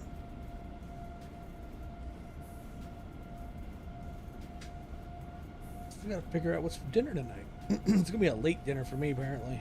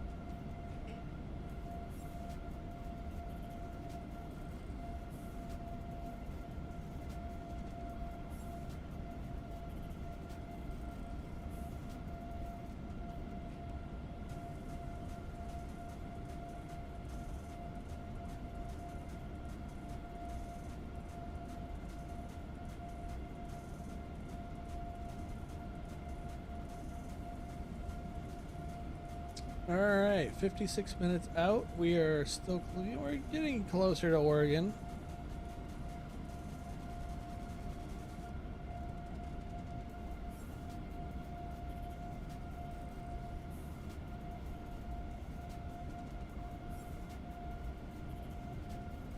All right, let's see if we can get up the speed a little bit. Maybe we can short this a little bit more.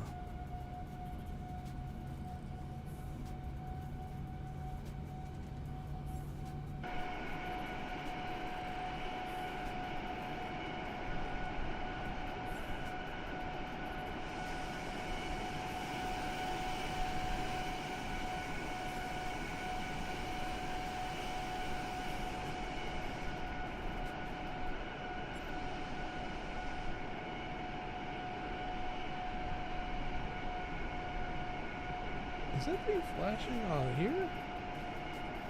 So I see flashing on the off of the wing. I just don't know if it's from on the top of the tail wing or the dorsal.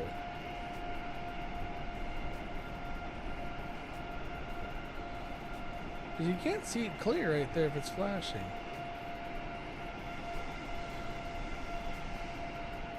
Actually, I don't even think there's a light up here at all.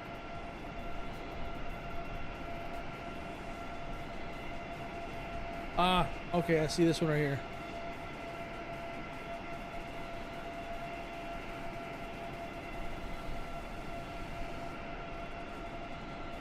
Flashing off of this over here.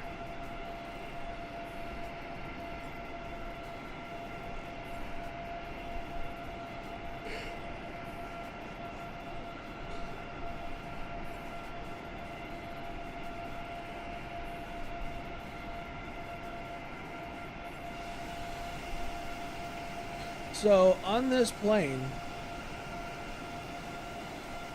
it's a wide body, which the thing is pretty wide. It's definitely it's a flying luxury plane. Twin engine airliner developed by Boeing. Clearly, it's the part of the Dreamliner family. So the 787-9. Typically, this thing, I guess, accommodates 290 to 296 passengers in 3-class configuration. So you're probably looking at your first class, business class, and economy. But this thing has such a long distance flight capability, 7,500 nautical miles. This thing can traverse a long ways on one tank of fuel, essentially, even though it has, I think, probably 3 or 4 tanks. It has two different types of engine configurations: your Rolls-Royce Trent 1000s and your General Electric Gen X 1 Bravo.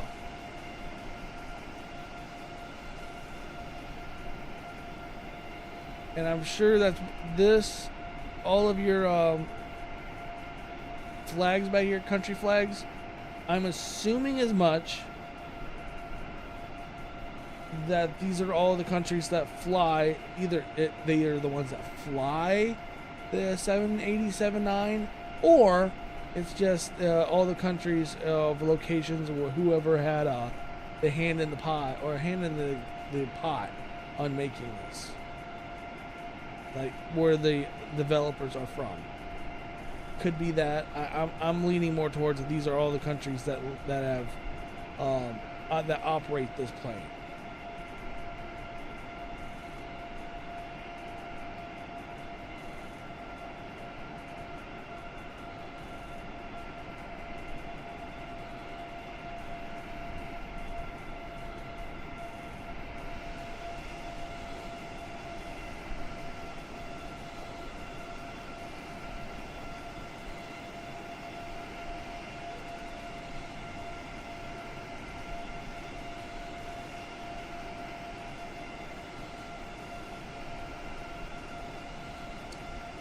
Okay, so please be aware that you will need the Asobo Boeing 787 Dreamliner add-on to use this.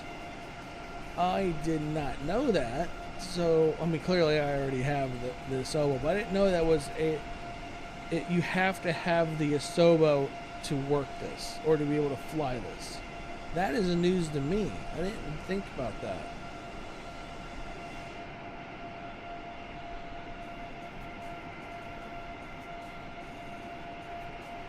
Look at the level of detail on this wing here.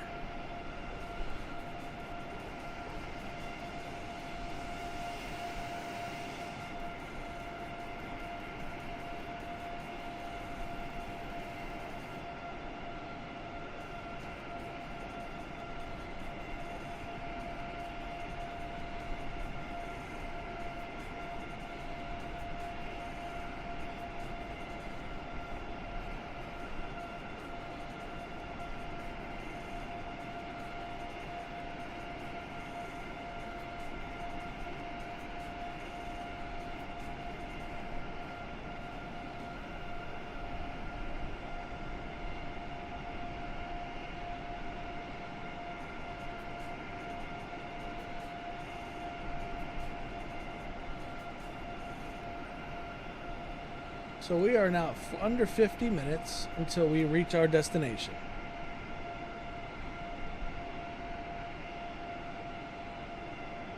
Hopefully we can land this thing without dying.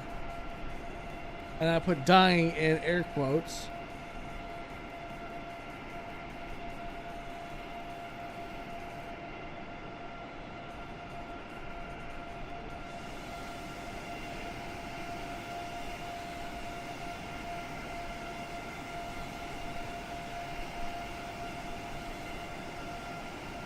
This thing is such a huge plane.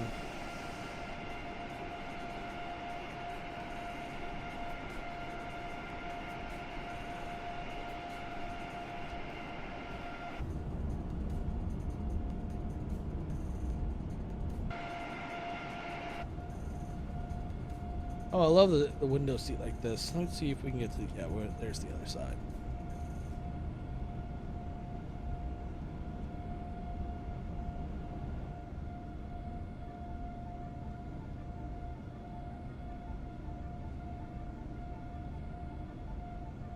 Such a beautiful view. The wing flex is pretty good. I think that's pretty good. It's not excessive. I think it's just enough.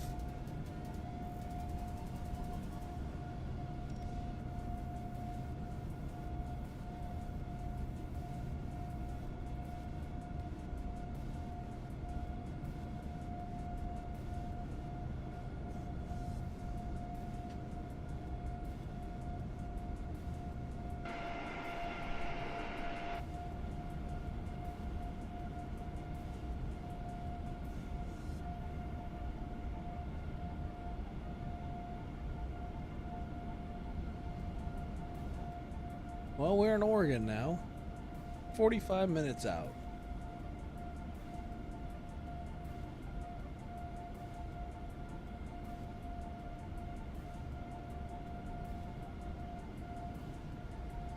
What mountain is that coming up? Is Kilimanjaro? No, Kilimanjaro's not in the U.S. What is the volcano in Oregon?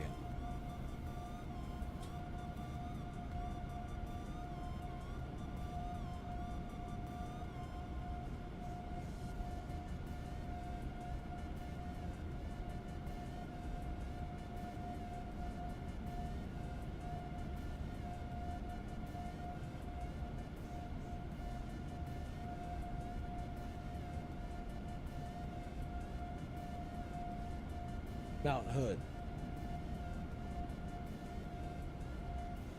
I believe I'm thinking of Mount Hood.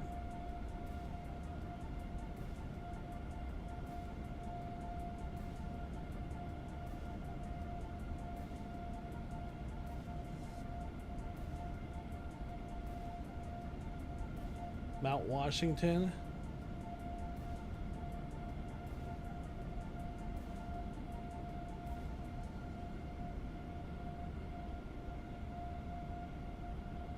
I didn't realize how many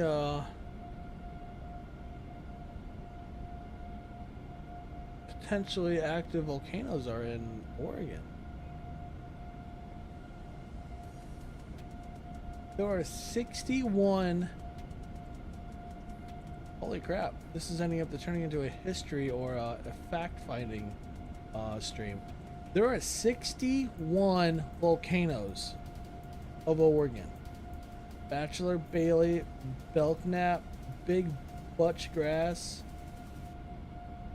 Black Butte, Black Crater, Black Lake Crater, Boring Lava, Broken Top, Brown Mountain, Cappy Mountain, China Hate East Butte. What? China Butte, or China Butte, Cinnamon Butte, Cow Horn Mountain, Crater Lake, Coltless Mountain, Cupid Mary Mountain, Davis Lake, Defiance, Devil's Garden, Diamond Craters, Diamond Peak, Fort Rock Volcanic Field. Jeez, the list just goes on and on. Four Craters Lava Field, Fuji Mountain.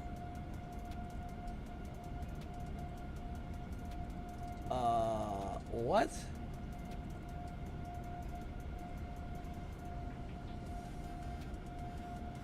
Goose Nest, Imagination Peak, Irish Mountain, Jackie's Butte, Jefferson, Jordan Craters, Lava Butte, Lava Mountain, Lost Lake Butte, Maiden Peak, Logan,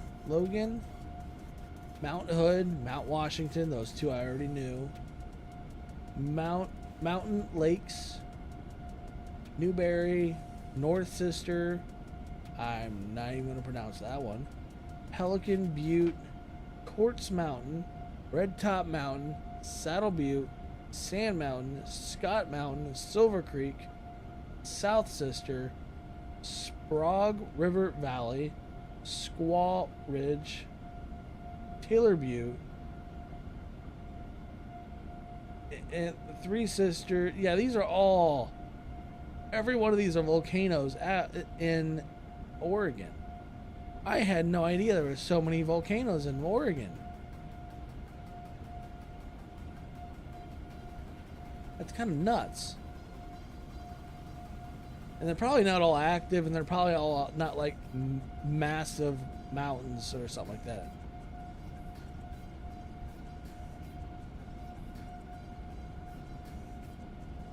The more you know.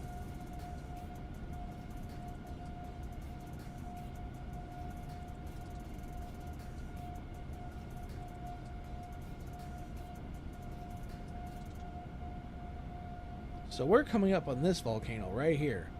I would love to know what volcano that one is. So let's correspond our location.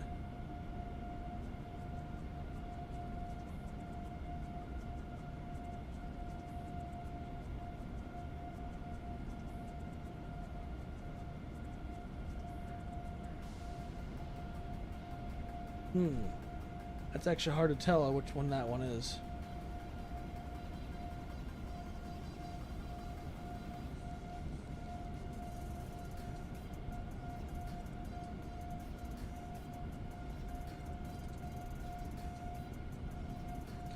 Oregon Cascade Range. I wonder if that's what that is coming up.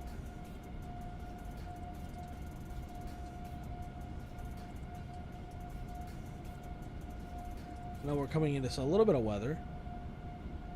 Still got a kind of a crosswind slash headwind-ish. Nothing extreme, it looks like.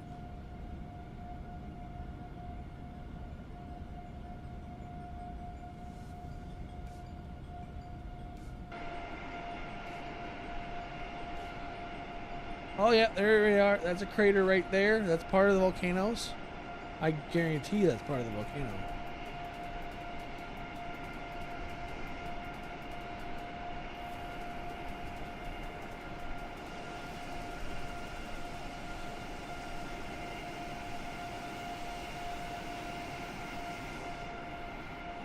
So that's crater.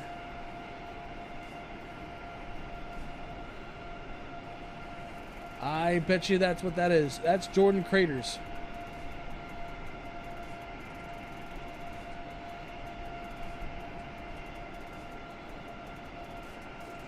I bet you that's Jordan Crater. And then off to the top here, up here, if that is correct.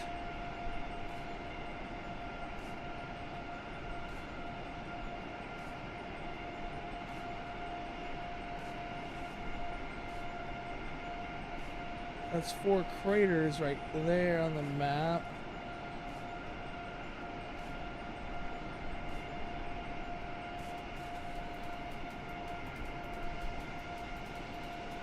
Dang. That'd be actually pretty awesome to go see, is that crater.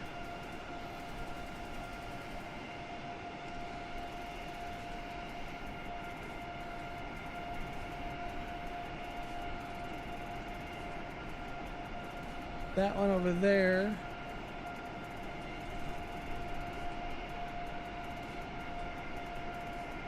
I bet you that's Lava Mountain over there off to the left. Or, you know what? That could be Diamond Crater.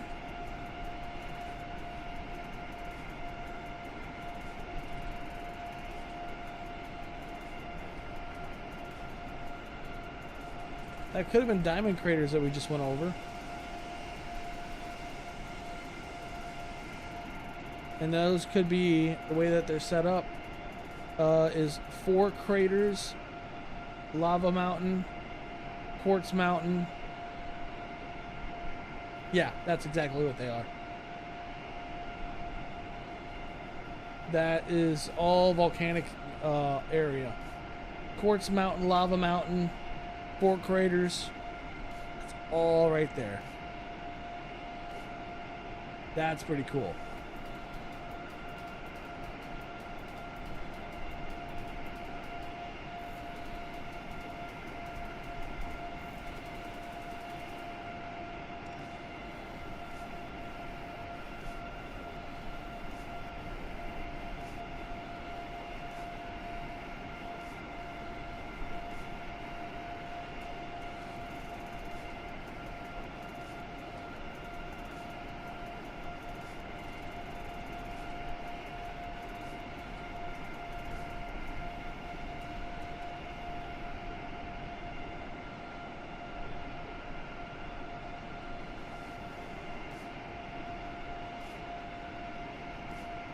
So yeah, we're coming up to we just passed over, I think that was Diamond Crater right back here. Diamond Craters all right in this area. And then now we're coming up to Lava Mountain, Quartz, I think it's Lava Mountain, 4 craters, Lava Mountain, Devil's Garden, and Quartz Mountain. That's all of this in the distance we're seeing. All in Oregon. So I didn't realize that Oregon had so many like volcanoes.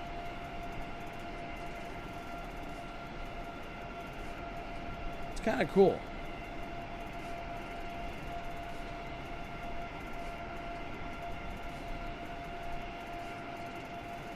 What was this down here?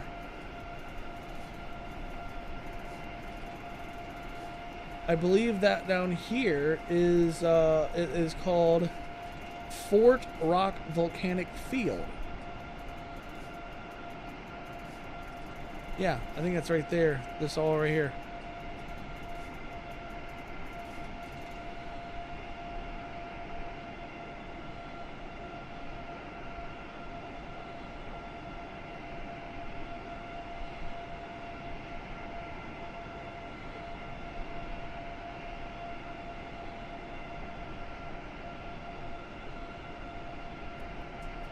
Does it show us on Atlanta what these areas are called?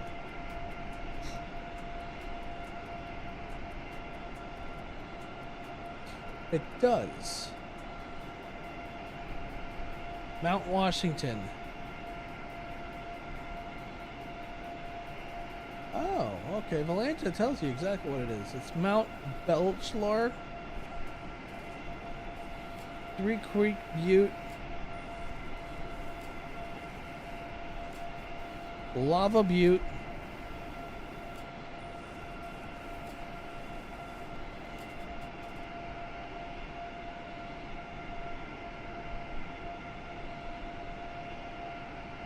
Waldo Mountain.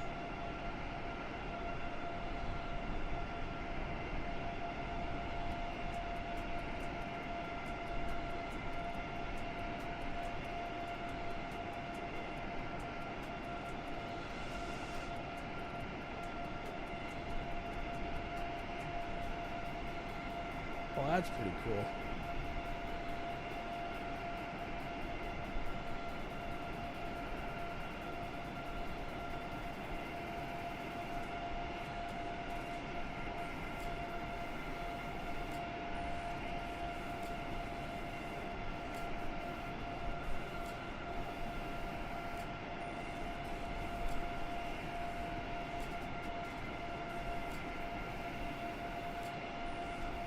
Mount Jefferson is coming up here soon.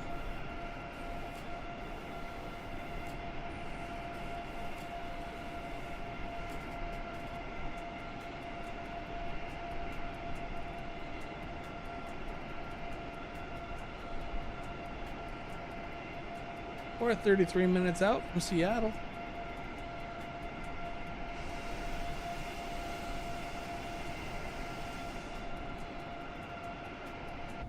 How far off course are we? We're pretty far off course. Let's go ahead and correct that.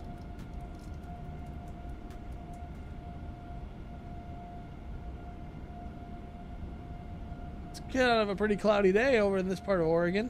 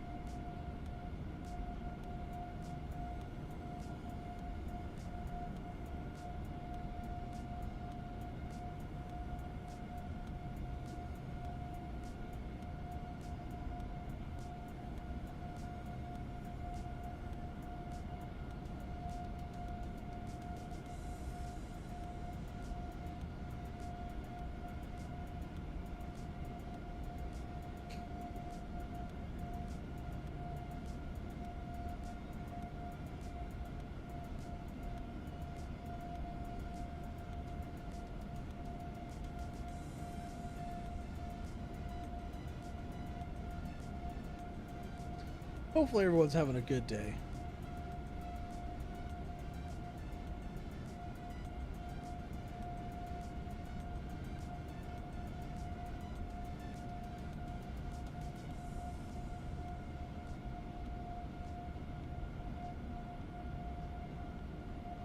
I know I'm enjoying mine. We're going to start getting much more deeper and heavier into YouTube content. With BeamNG, we got some City Skylines 2 coming up, and we have more Flight Sim, plenty of Flight Sim coming up as well. We have a ton of videos and live streams this weekend coming, and I'm just gonna pump them out for you guys to see, and I hope you guys enjoy the content. Especially, I want to do Forza, but I really don't want to do Forza. That's just how bad the game is. I want to do it, but I don't want to do it.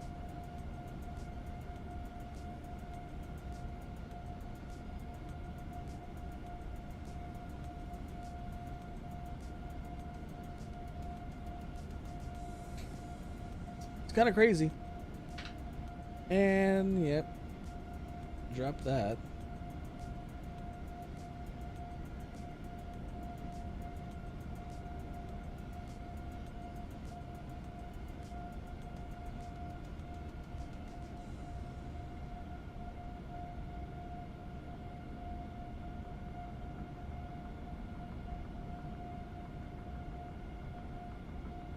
"29 minutes out.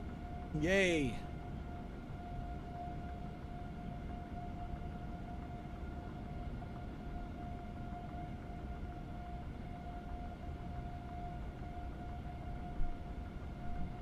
So far, I'm not overly impressed with the plane.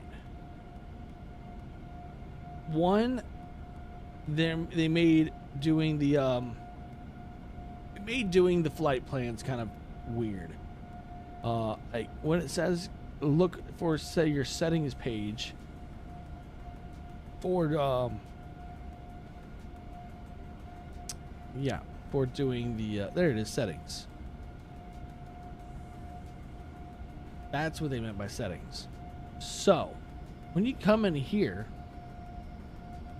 where are you putting? I literally was gonna ask the question, where do I put my information in? And then all of a sudden it just does that. So we're gonna we're not gonna do it yet because I don't want people to see my user ID. So next time we fly this plane, which next time there will be a next time because it doesn't really justify this plane very well. But we're going to use SimBrief settings. Oh, there's user ID or SimBrief settings. All right, maybe we'll do it. We'll go ahead and do that. So my username over here is, where is it?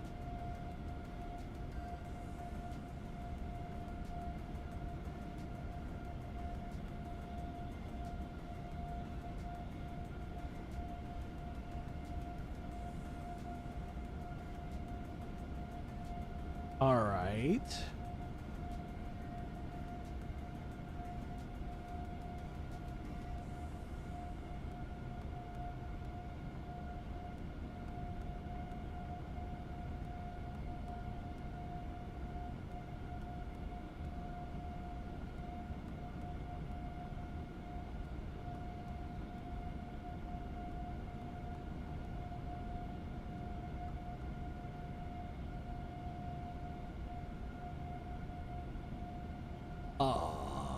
Okay.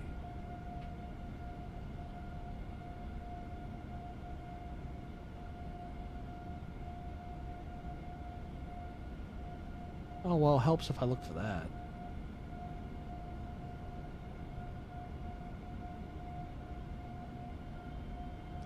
Oh, I gotta type it all in like that. Yeah, boo. Alright, so it's...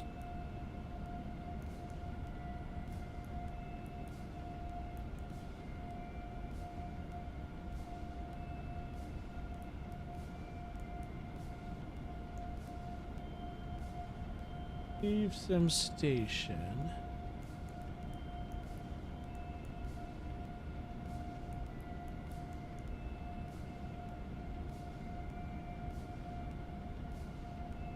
What's it say?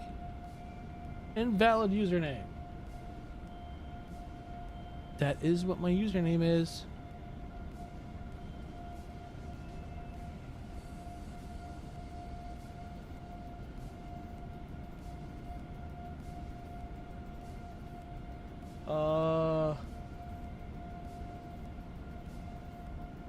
All right.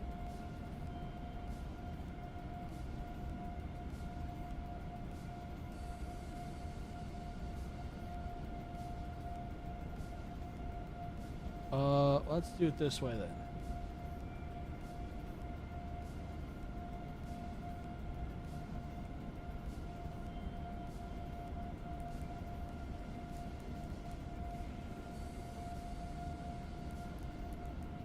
Oh, crap.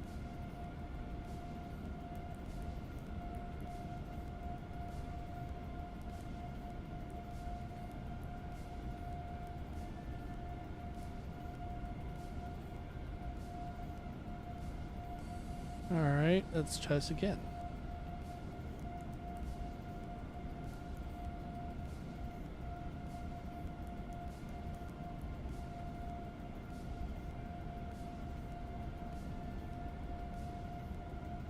All right.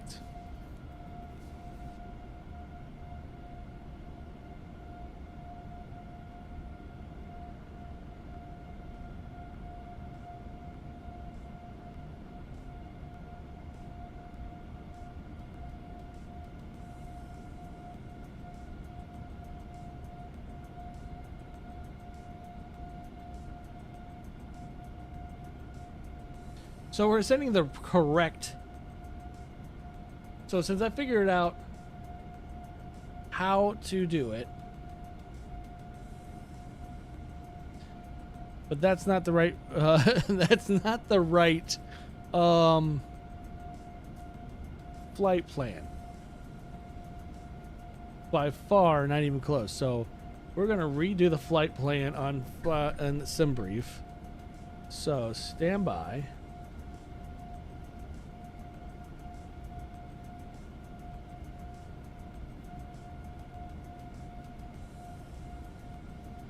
So it's K LAX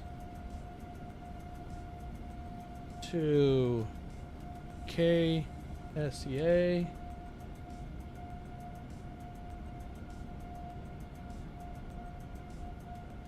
Cool. Generate.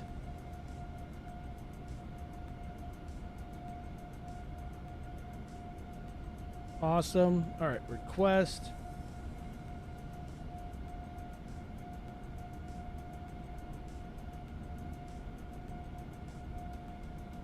Whoops. There it is. LAX to Seattle. We're going to load it. Execute. We are way off, I believe, on our course.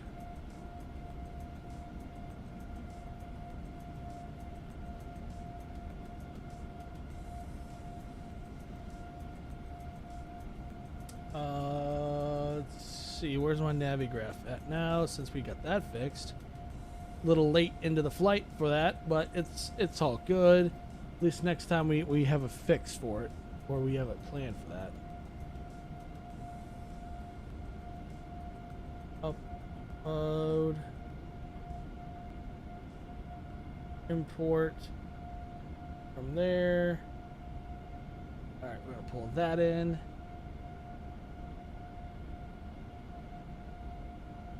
We are going to now LNAV.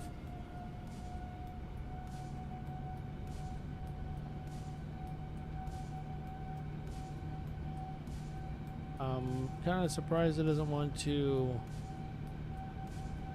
change course.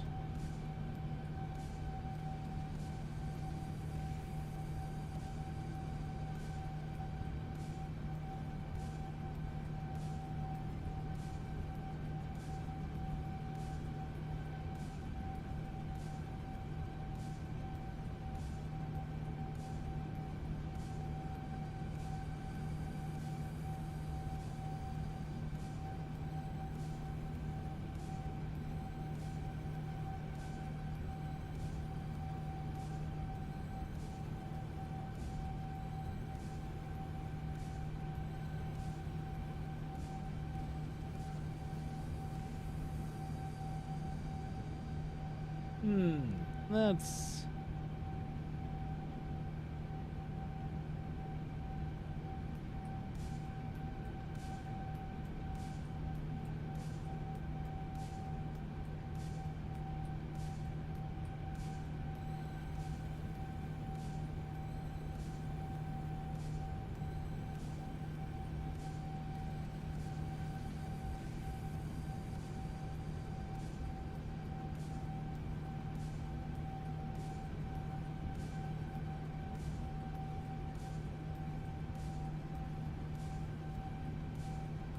well, we're kind of off course here.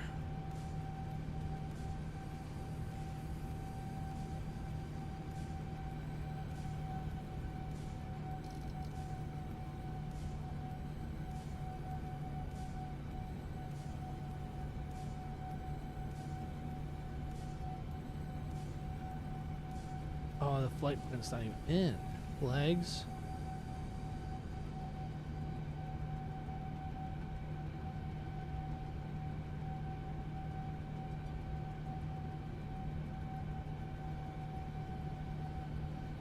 Oh, that's right. I got to,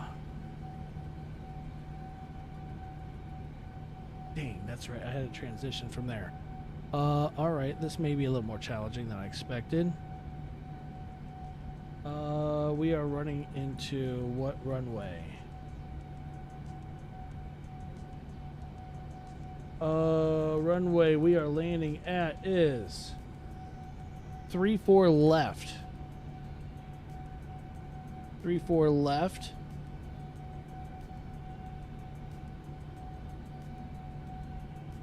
Hawk 27. Execute.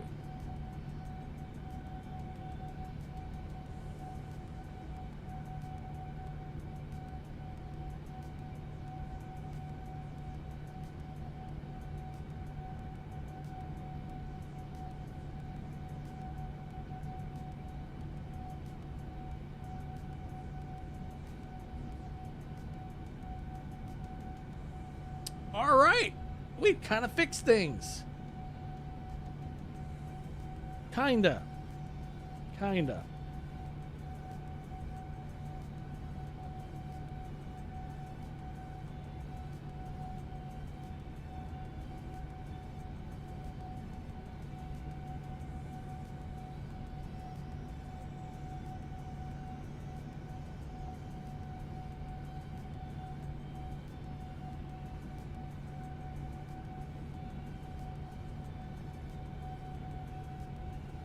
We've kind of fixed things. That's the awesome part. All right, so we're heading to Hawk.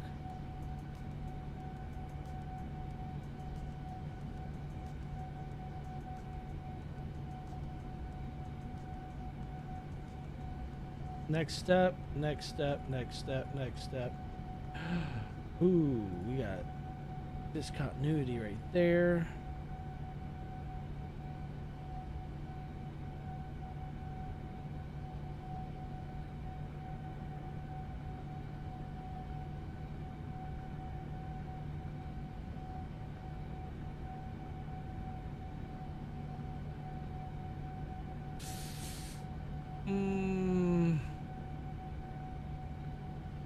I don't see anything about decel.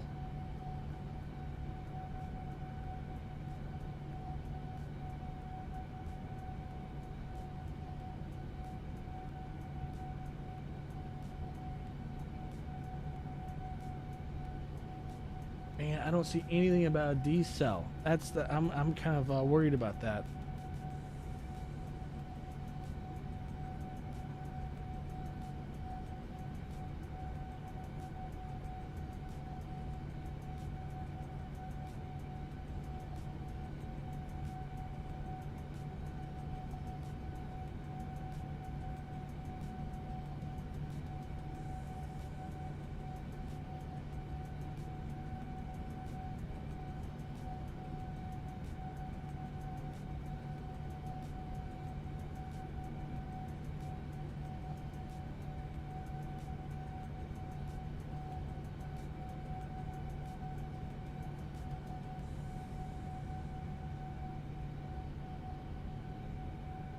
I really wish he can request.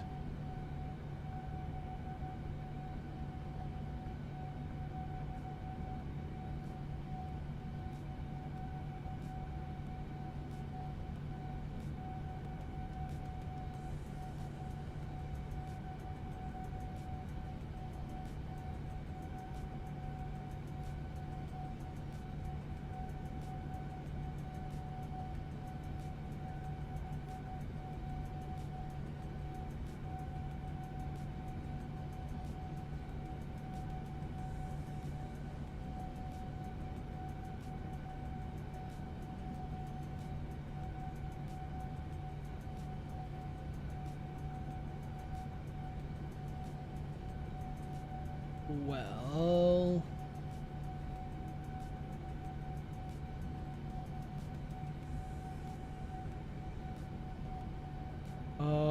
30?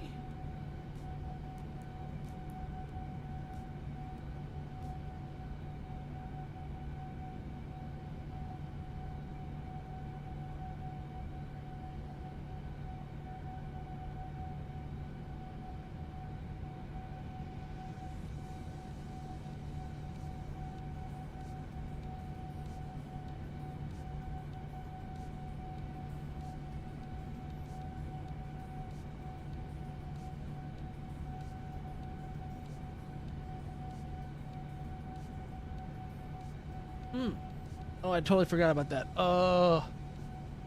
What's the ILS?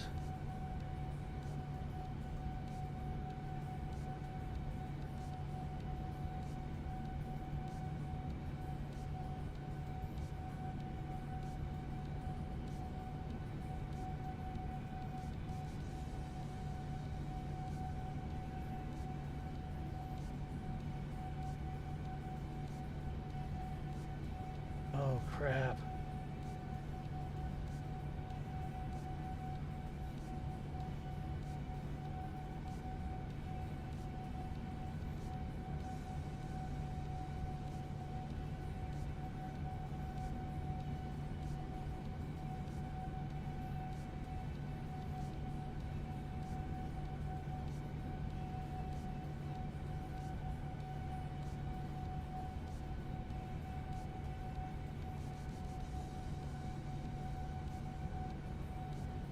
So the course.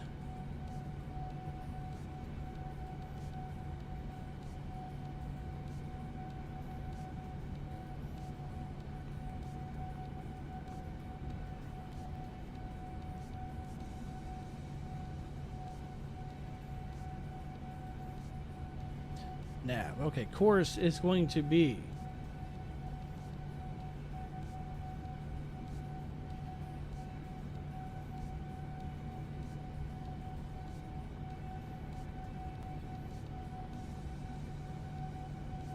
approach 35. What was my runway? 34 left.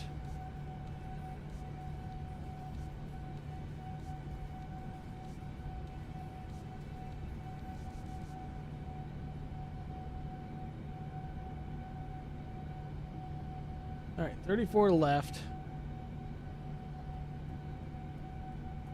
Course is going to be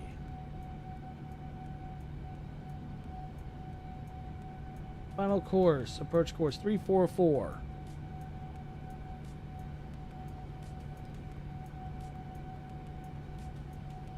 ILS is going to be 110.75.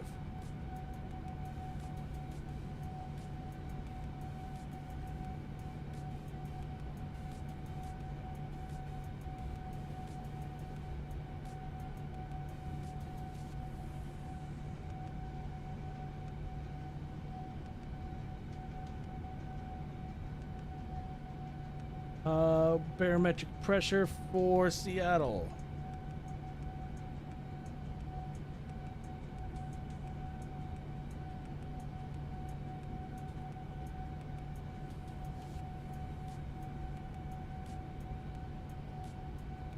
All right, that is that.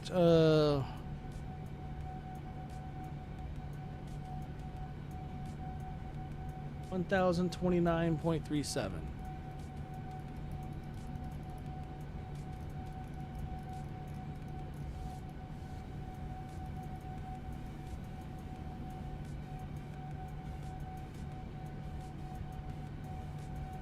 Let me make sure that's right.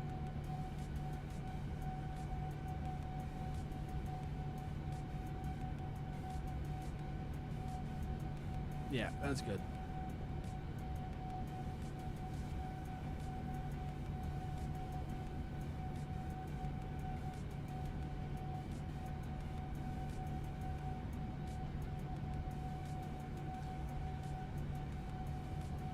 Trying to see if we can get this right the first time.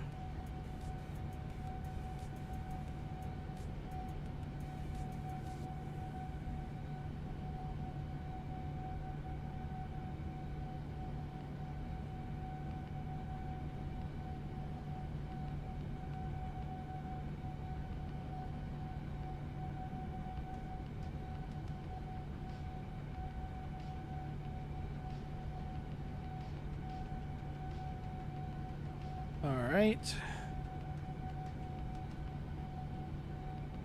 Route.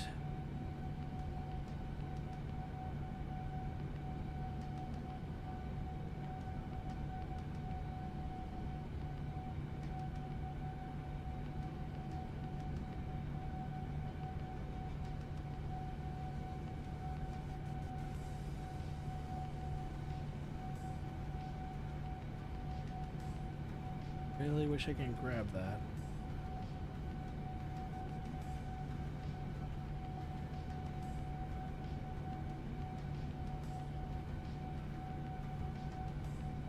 Forecast.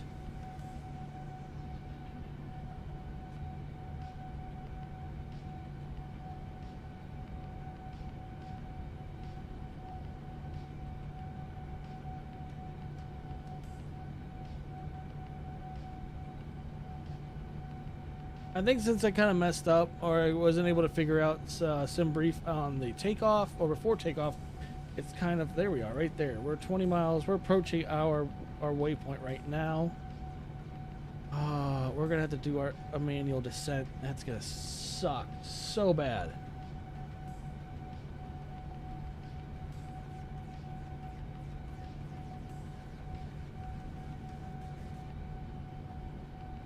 Because I don't think it's going to manually descent and slow down like it would normally would do, like within the 777 or the 737s. So we're going to have to do this potentially by hand. But I do have it set up for ILS in case that works. And the key word is in case it works.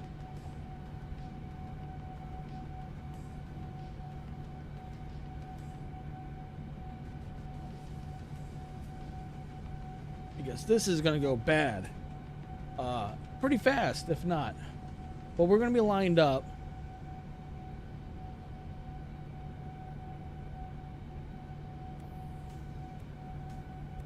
We're going to be lined up for our for this descent. So if we have to, we'll do a manual landing. I've done it before. Is it fun? It can be. All right, here we go. We're banking. We got the sim brief flight plan working. Yippee-ki-yay.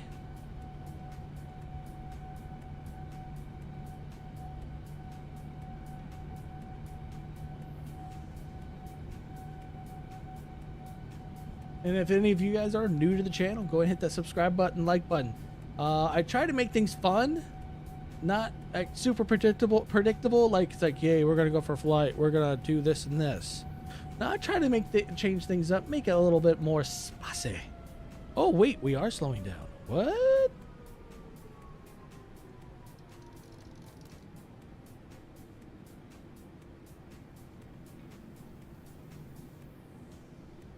What?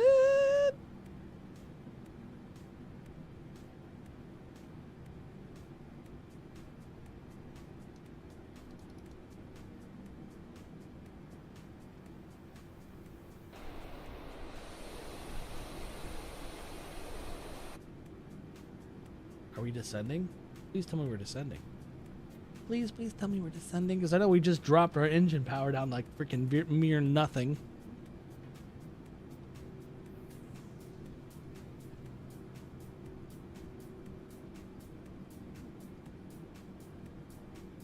Man, that thing didn't want to turn. It's like, no, I don't like to turn. Nope.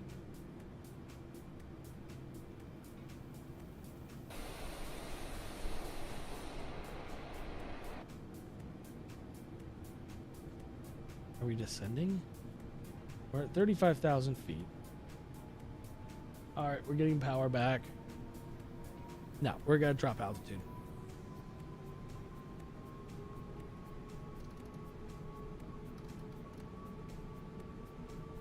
We're gonna drop in a hurry. Ladies and gentlemen in the cabin, buckle up and I'll kiss your butts goodbye, because this could get gnarly.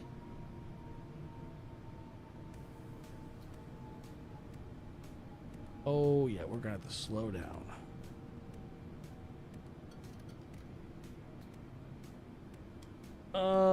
Where's my sky dolly at so I can take recording of this landing?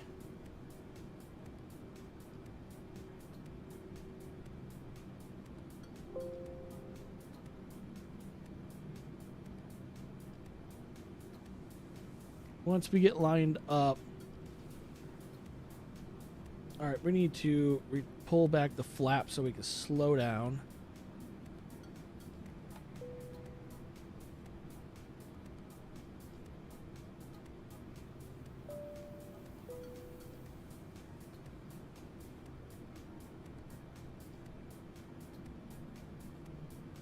definitely high. We need to come down quick.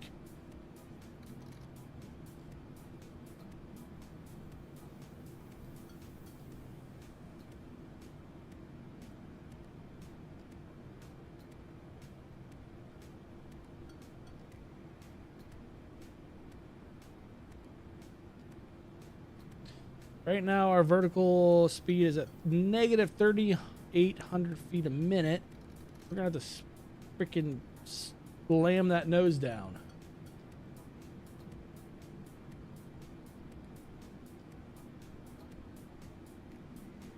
$30,000 feet and still descending.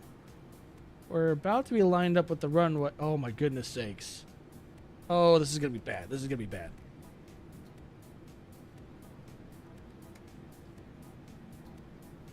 Because there, I see the runway. Oh wait, that's not the runway. That's not the runway I think I need to go to. No, it's not.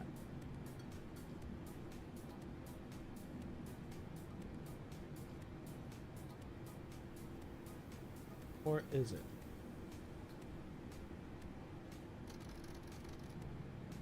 All right, 8,000 feet.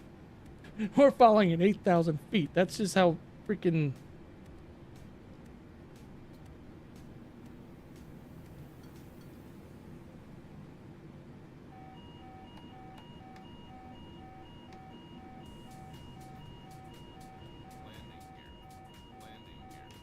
Gears down.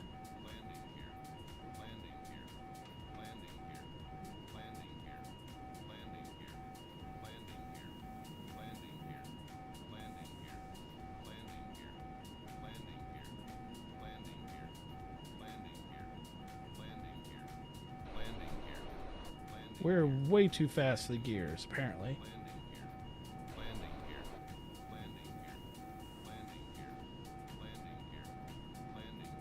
Oh, we're way too fast for the gears.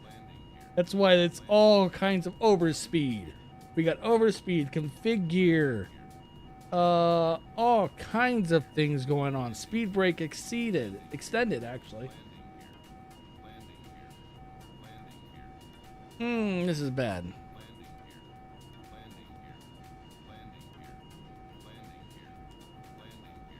No, no, no, no.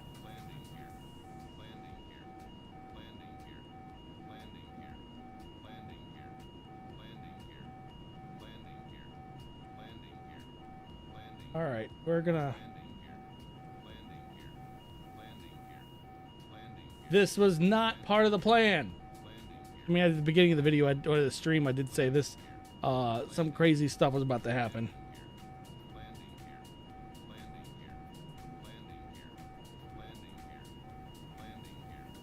Well, we're at 450 knots and climbing.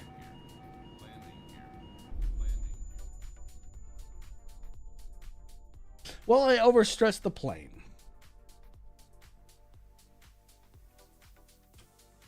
We overstressed it. I'm surprised I made it that far into that stress test. Well, that was not the plan. Of course, though, at the last second, I was able to figure out how to do the sim brief, where I wasn't sure where the settings were. But this was just a shakedown of the plane, so I think we have a better understanding of the plane now. So when we do an actual flight with an actual carrier, we can do better. So I will say that this was a failed success. We successfully shake down the plane while we failed to land it. So we have a better understanding of it. The flight model's all right. It's not the it's different. Different because it's a bigger plane. So we're gonna get used to that. But we will start using this just because you can use SimBrief. But I hope everyone enjoyed the stream. Hope everyone had a good laugh at the end of my freaking shuttle nosedive. So, but yeah, if you haven't already subscribed yet, hit that subscribe button, hit that like button. It helps me out a lot. Channel is still growing quite fast. But until next time, we will, until next time, like I just said, have a great one. Later.